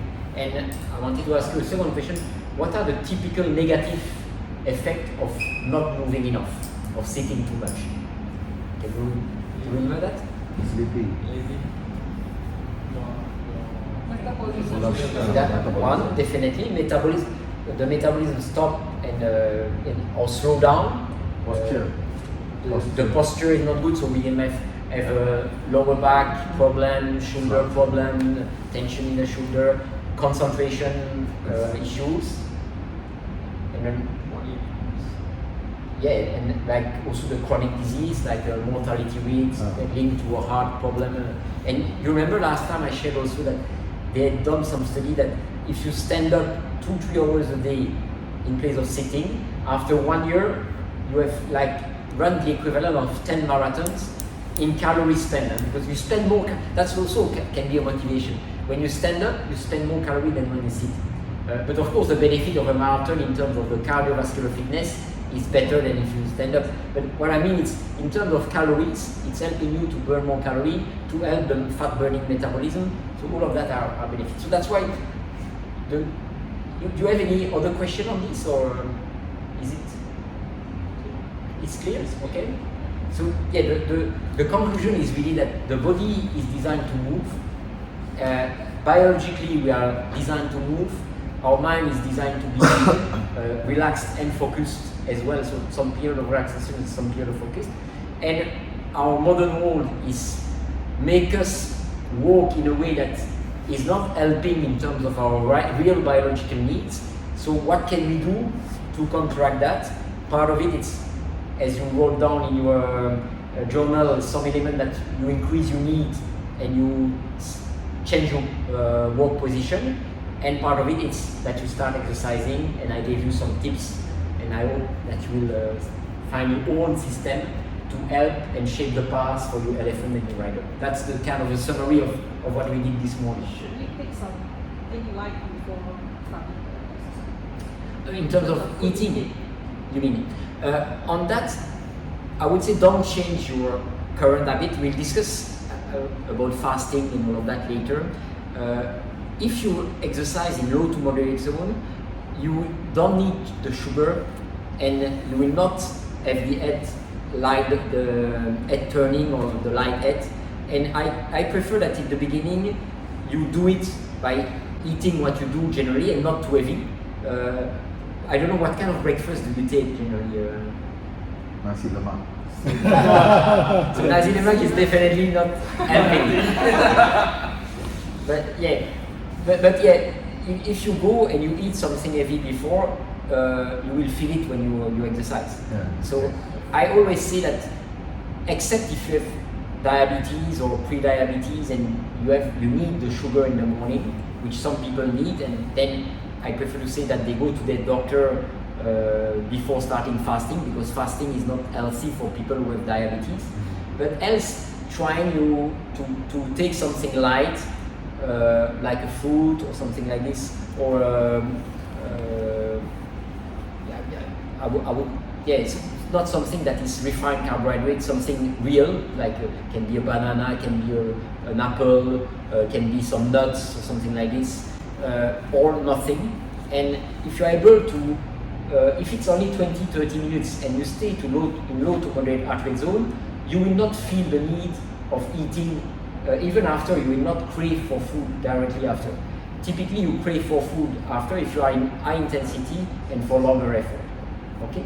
Does it answer your question? And that's also a thing. I'm asking you 20 to 30 minutes. If you feel good and you have the time, you can try to increase a bit, like 35, 40 minutes. But doing it again little by little. And I prefer that you don't do too long at the beginning, but you do regularly. And after a while, when you start feeling good, you might decide, okay, I do 5 or 10 more minutes and I see how it goes, and you see how your body recover. But the regularity to create I was talking about the neuroplasticity, to create that element of conditioning your body, the regularity is really important. So if you do only once a week, and you do even 1 hour once a week, you will have less benefit than doing 3 times a week, 20 minutes. Because it's by the regularity that you train better your neural pathway to condition your body with the right techniques. Okay? Other questions? No? It's good? And I will close this morning by, again, this story of Laurent, not the boss, another Laurent. And Laurent, and again, I would never imagine that this person would be an ultra runner now. And he came to me, he was burnout at home. He was doing a job here in Mali. Now he's in Panama, he has moved to Panama. And he came because he wanted help, but he wanted more the help on the meditation, mindfulness aspect. So I told him, okay, I will help you, but I would like to teach you how to integrate mindfulness in your exercise. And at the beginning he said, okay, I will do it. I want to meditate. Then he started, and then he was walking at the beginning, then started running 2, 3, 5, 10K. Then he moved to Panama, and in Panama he lives near jungle areas and he loves the trail. And then during the COVID, he started running the trails next to his place because there was not a lot of people, and apparently he was able to go. And he started running more regularly, and now he runs like 100 kilometers in the jungle. He's crazy. I told him, now you are the opposite, you have to be careful that you do too much, so he needs to do additional things to allow your body to recover from all of this. And I just give you this story because you see yourself now, and you cannot imagine in 6 months, 1 year, 2 years, who you could be in terms of your exercise, and again, doing it in a healthy way.